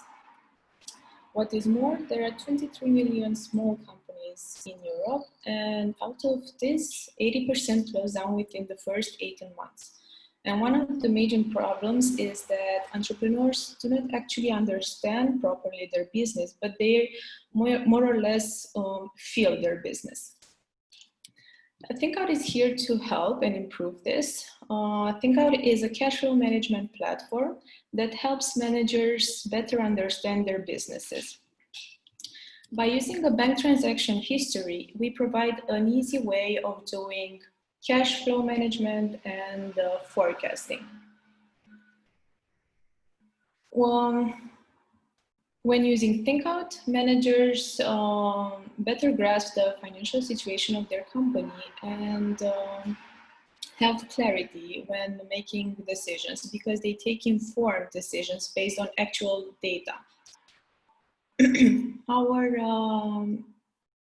business model can follow two different paths. We either sell our product as a SaaS with a monthly subscription and a 30 days of trial, or as a PaaS with banks and other financial institutions we partner with. We believe that ThinkOut is the right product at the right time because now the current open banking standards are making data easily accessible for us. Also, the new and smart technology can help us improve our forecasting technology and increase our predictions accuracy. And what is more, traditional banks are nowadays coming closer to fintechs due to their technology and their new innovative way of providing user experience. Since 2016, we already entered 3 different markets in the CEE region, and we also have a lot of things planned, but right now we focus on 3 main things. The first one is to improve our forecasting engine and provide better predictions. The second one is to build an API which will make it easier for us to retrieve the data from our main data points. And the second one is to improve the analytics section for the 3 main verticals we have, which is IT and software, marketing companies, and the HoReCa companies. In a nutshell, we believe that entrepreneurs deserve a proper tool that can translate dry financial data into an easy, actionable dashboard that they can use. And ThinkOut can do this for them. Thank you for your time. And if you have any questions, please shout. Also contact me on the email if you want. Thanks. Thank you so much. Thank you. Questions? Dear judges. How many customers do you have today? Right now we have around 300 companies who are testing our solutions. And out of them, let's say 1/3 are also paid. We released the newest version of our platform back in January. And after it, due to this Corona situation, we decided to suspend our subscriptions for 3 months. And starting with June, we started the subscription packages for all our customers again. And what is your monthly recurring revenue? Right now it's around 100 euro per month, let's say. 100 euro per month? 1,000, sorry. 1,000 euro per month for the 300 customers. I said 1/3, approximately 1/3 are currently paying. Okay, and who pays your bills? Do you have an investment or? Yeah, we had an investment from a Hungarian VC and also from our founders, like internal. And now you are looking for investment? Mm-hmm. Yes, we can talk after this. Yeah, thank you. Thanks. Thank you so much. Any questions? We have like 10 seconds for next one. Okay, let's move on. Our last startup, also from Romania. Please, dear Vlad, get ready.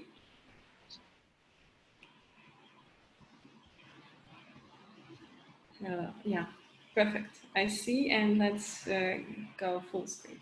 Okay.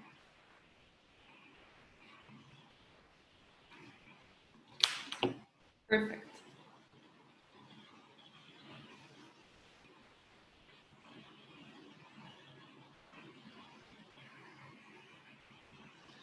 Can you hear me? Can you see me? I hear you. Mm-hmm. Just a second, I will find you your video.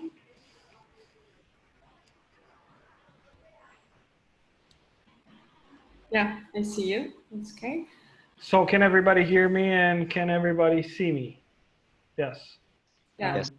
Great. Thanks, guys. So last but not the least, you're all by this time you're all tired. Everybody's thinking about partying and drinking because this is the Balkans, right? And just like some of you were saying, and so just how Bill was mentioning in there, he's missing the Balkans. So we have to provide the Balkan spirit right away, right?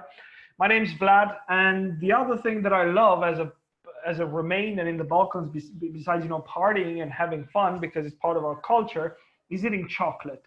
But just like everything else in life, all the good things that are bringing you joy are sometimes bad for your health or bad for your teeth. Actually, more than 70% of the people around the world are not happy with their teeth. So that has an influence on their confidence. It has an impact on how they feel, how they read, and how they do business.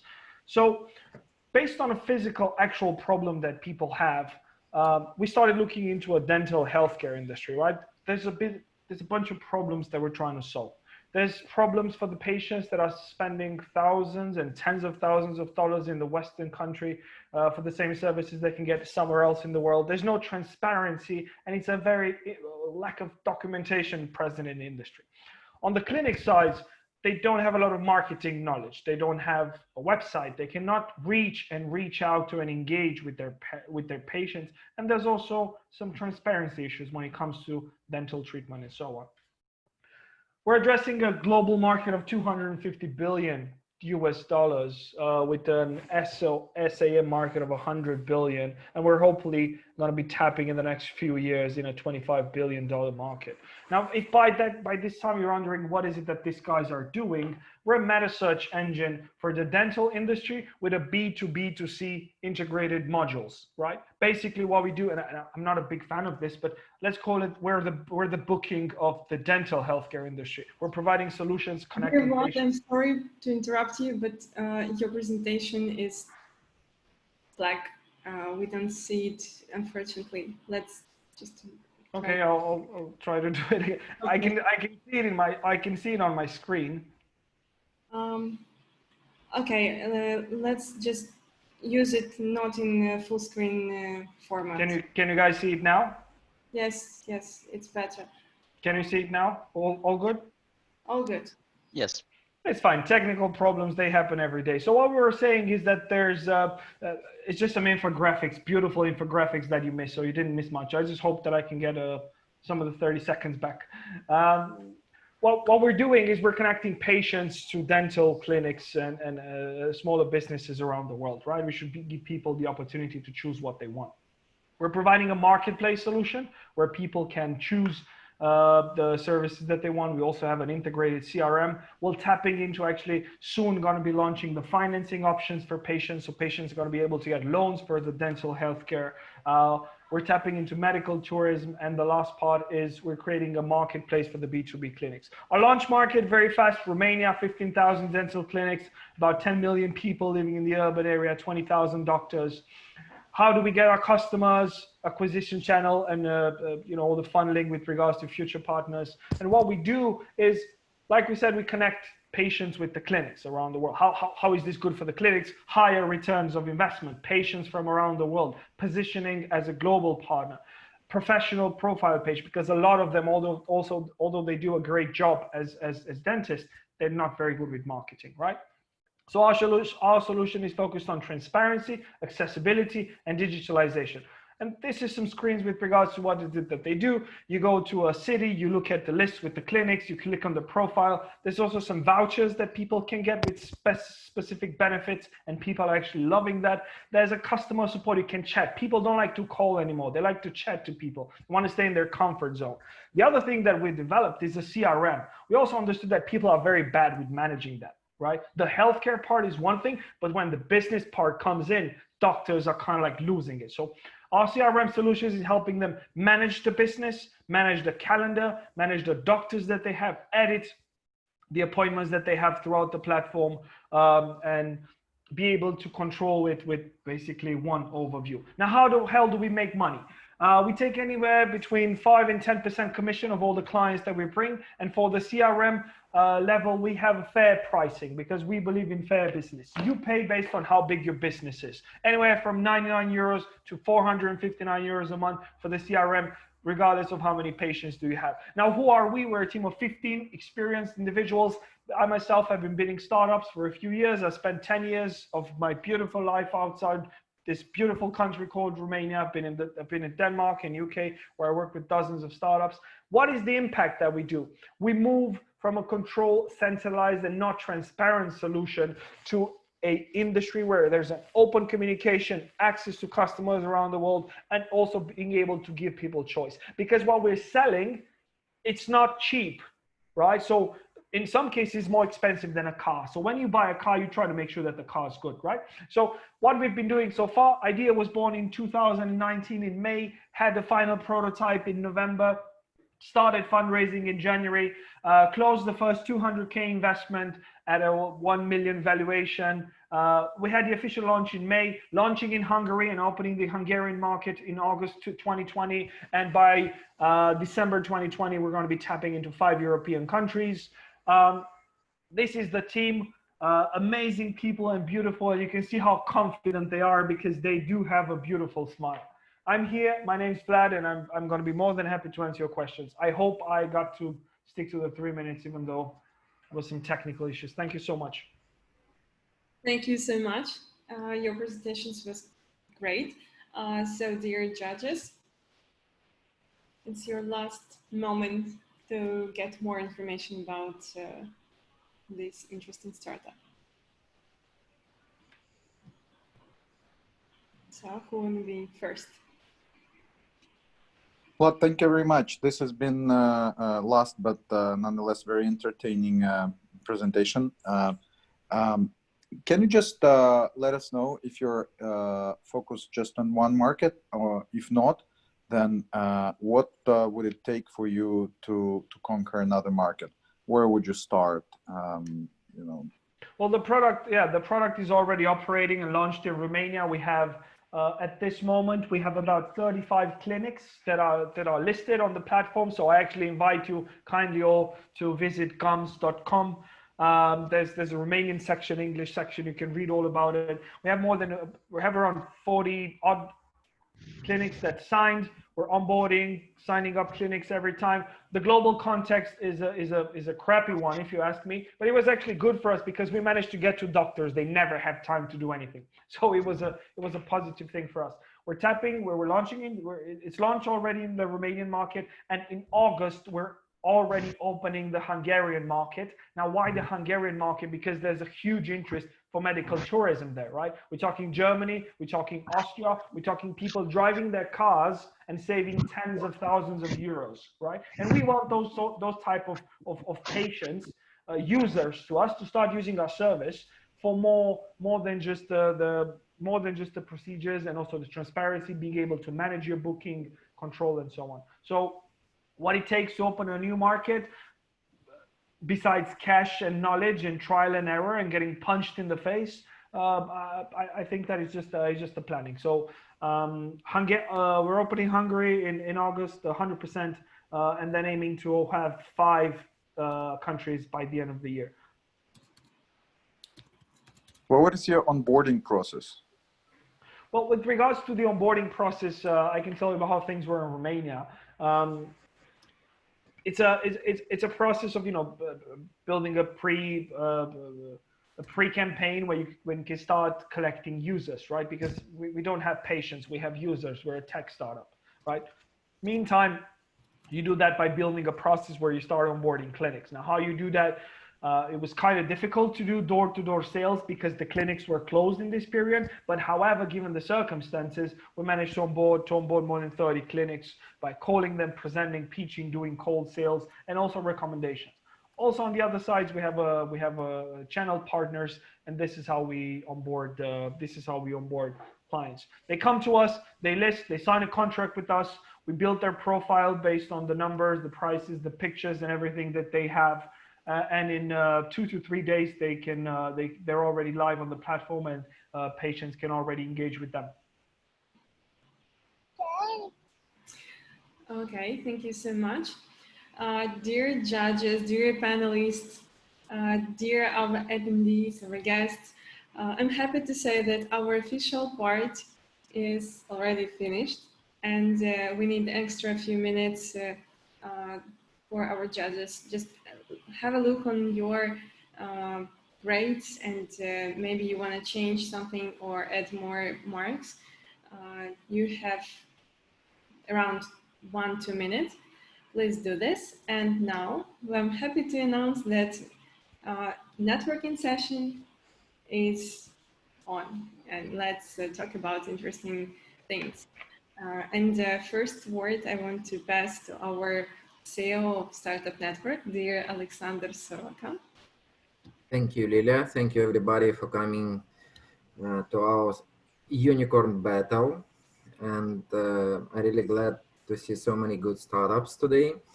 And so in a few minutes, we'll have results. And after that, we'll talk a little bit about venture business, what's going on, probably in Balkans.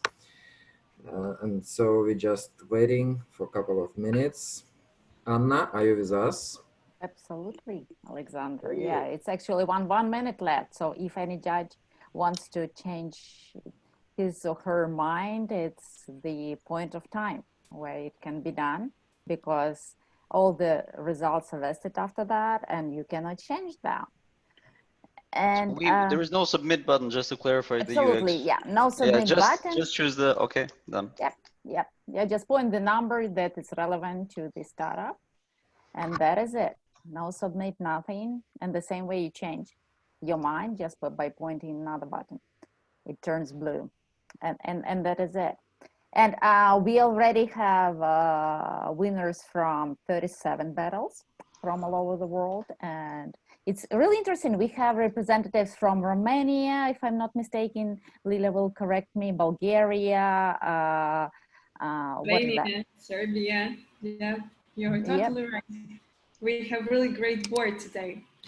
And as you told, we already get our results. We do. Oh, hold on a second. I have this special part that I love to do. Hold on a second. And interesting thing that we have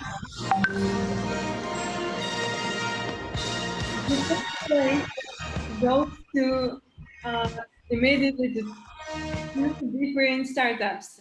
Vidict Media Server and Silver Monitor share this third place. Our congratulations. You did a great job. Cool. Yeah. And next one, the second place goes to great fresh new startup, which is called Epidemic. Wow, that's interesting. Influencers, yes. Yeah. All influencers did that. Thank you. Our congratulations. And the winner is on the one hand unexpected, but from the other, this guy is really worth it. So our friend and participant Damir, you are the winner. Oh, wonderful! That is great, Damir. Congratulations. So it's good thing, like if we were not on lockdown, you would have to get your US visa and start packing. But right now you can just be where you are and just get ready. It will be like 3 days proud, but you will see a couple hundred investors from all over the world, the top VC funds, and it will be a really great happening. So congratulations. Yeah, thank you very much. I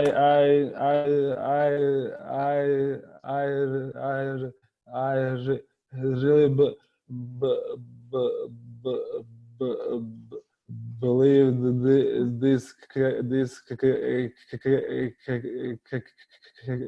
can be a big global project. So thank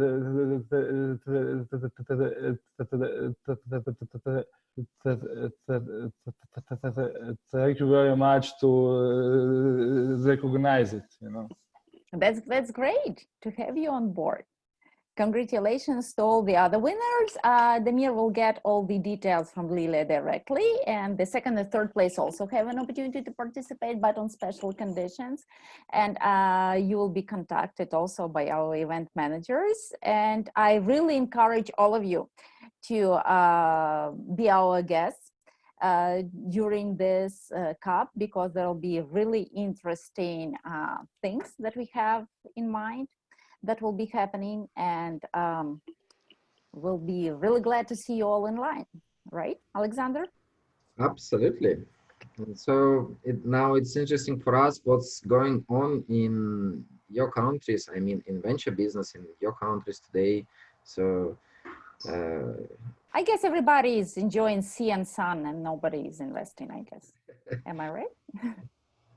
Okay, guys, probably we want to ask judges. Yeah, they know probably more about venture business and the allocations. So can you tell us what's new?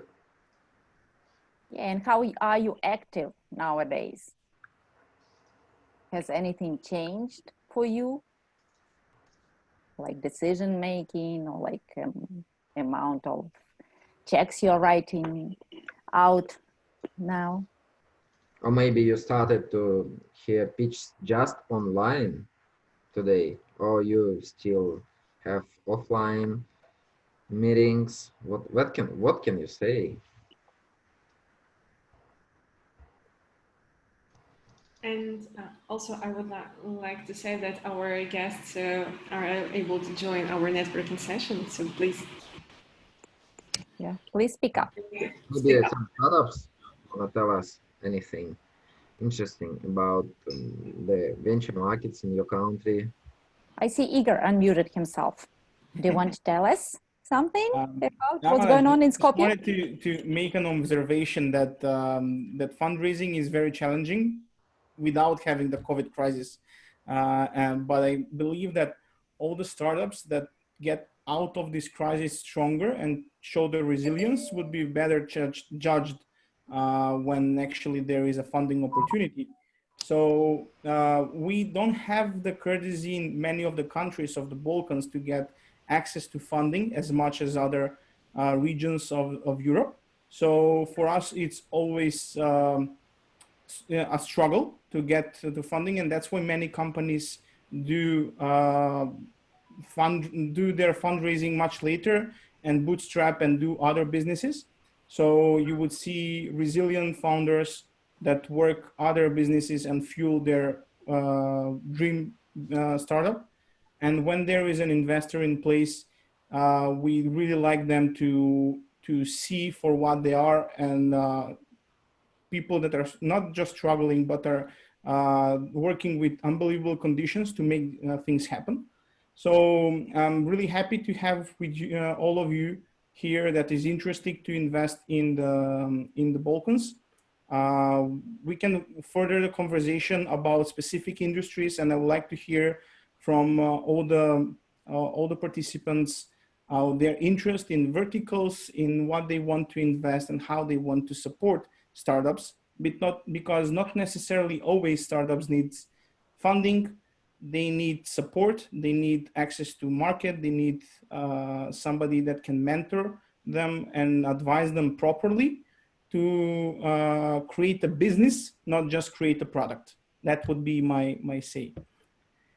My name is Bill Baker, and I need to catch a flight, so I'm just going to make this very, very short. First of all, I'm absolutely floored with the quality of startups. I've been doing this now live and online for a little over a year, and I continue to be impressed. To Igor's point, Igor, funding is a challenge wherever you are. Somebody's raised over $50 million in 3 different startups. I can tell you, it is never, never easy. However, I also do believe there's an opportunity, the window of opportunity is opening for a lot of these Silicon Valley, Sand Hill Road firms to expand outside their, not just Silicon Valley, but outside other regions where they invested. Sequoia is as an Israeli arm, and they have an India arm. They have, and that's just Sequoia. I'm just using them as in a generic sense. So I think there should be some concentrated effort, and I applaud Alexander and the Startup Network doing the connecting the the Silicon Valley with the with the rest of the world, if you will. And I think that we're going to see a continued flow of capital, if nothing else, at least interest followed by capital, and sometime in the next 2 to 3 years. And with that, I bid you adieu. Until next time. Well, thank you, Bill. Lydia. Yep. See you. Bye. Yes, see you at our US events. Bill is a great fan of us, and we also always like to have him on board in our expert board. And I'm hoping that the other panelists feel the same way to you too. Yeah. Take care. Bye. Yeah, take care. Bye-bye. Yeah, thank you, Igor, for sharing your thoughts. It's really, interesting. Can I ask a question to some of the maybe investors or startups from the Balkans? Please I'm really interested to understand how does the ecosystem in the Balkan world works. Do you guys have an organized angel community for the kind of early seed phases that are actively looking and somehow organized into pools, or do you go from family to family to pitch, at the early stage? Do you have incubators locally, accelerators? Do you have EU funding or some quasi-government funding that would allow kind of to bridge the growth stage at which the companies should reach more global investor, because nobody can talk to Sequoia at the early stage. That just doesn't make sense. But then you would have to spend some time to mature. So could anyone maybe just try to give a little bit of overview? We're really interested to find out. It seems for me Eli should know a lot, because they are invested many startups. Yeah, Eli, how many startups have you already invested, your founder? If I can jump, sorry. Thank you for the question. We have 27 portfolio companies. So we've been investing since early 2016, and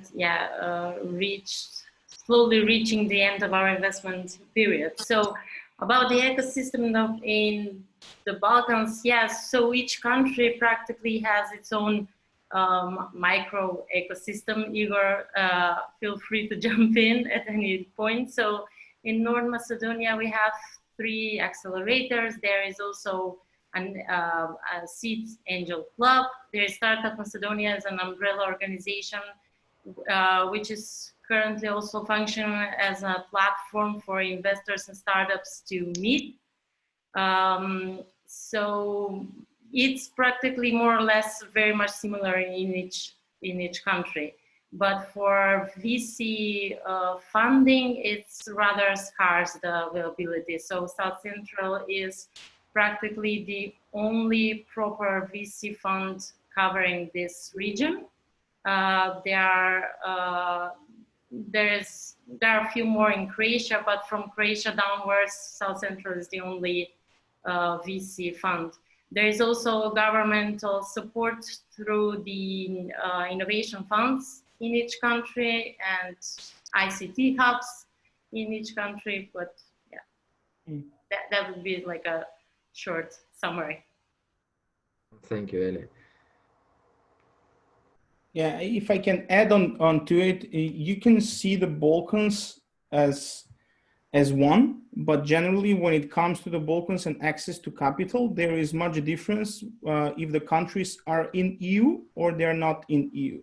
So Bulgaria, Romania, Greece, Serbia have a very developed VC structure or angel groups already in place, which have gone beyond the seed stage and now are investing into Series A and beyond, where the Western Balkans, as we call it, it's more targeting funds in the pre-seed, seed, and angel stage. And there is a lack of the venture capital funds, as Eli mentioned, and South Central Venture is one of them. So there is great potential on that side. And now for the final time, the whole region is trying to unite and open it itself as a market, because many companies, as you have seen right now, many companies that we've seen today are not just thinking about their local markets, but they're thinking globally from day one, because that's the way for them to make scalable business and to be investable. So in that case, we have multiple companies, and I applaud to everyone that actually participate today, which is one of the better groups that I've seen coming from the Balkans. And you can just imagine that there is hundreds more of such companies that are actually interested to just go beyond their region and accelerate their growth with funding coming from within the region, but also from outside.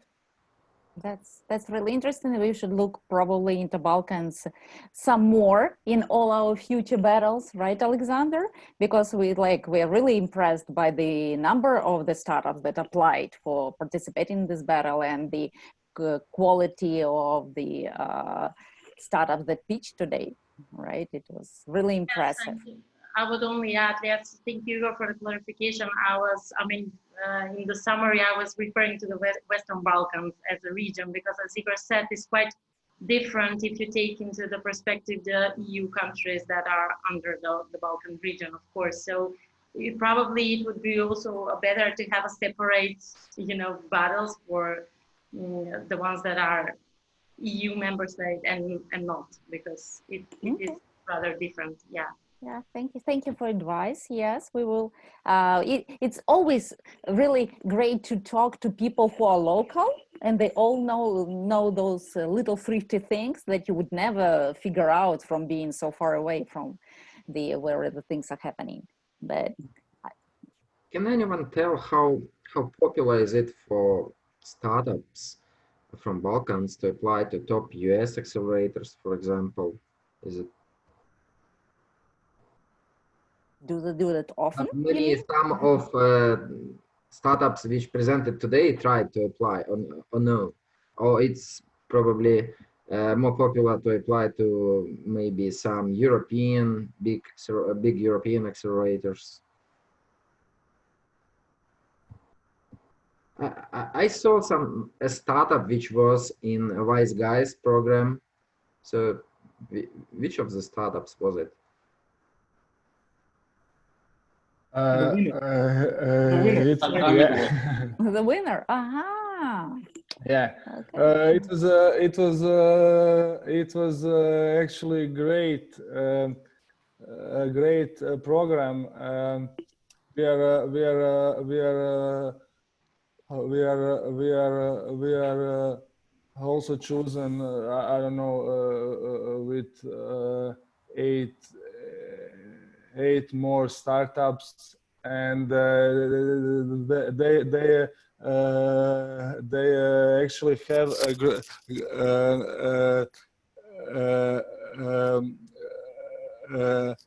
a great online pre-recorded program, you know, and it's like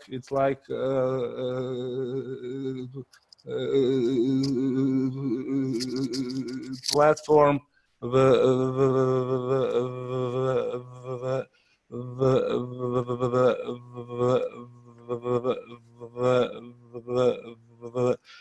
then you can learn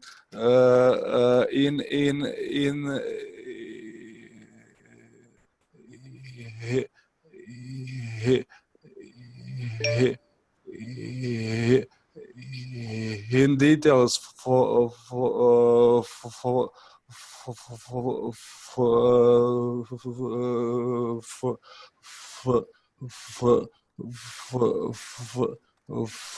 from some basics to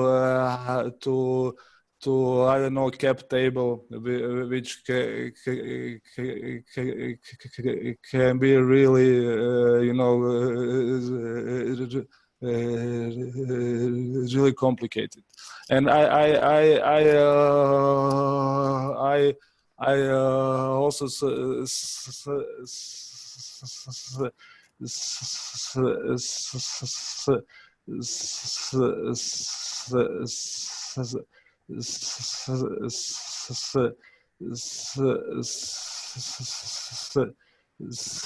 suggest to some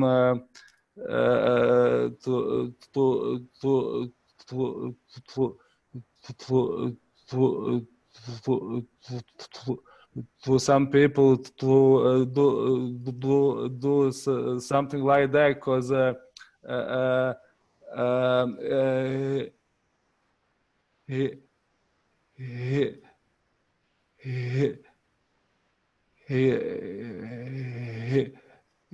investors usually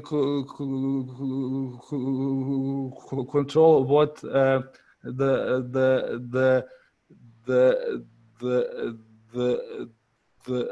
the founders do, and not what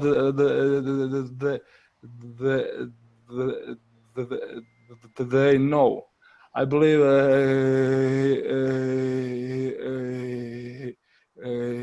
it is good to control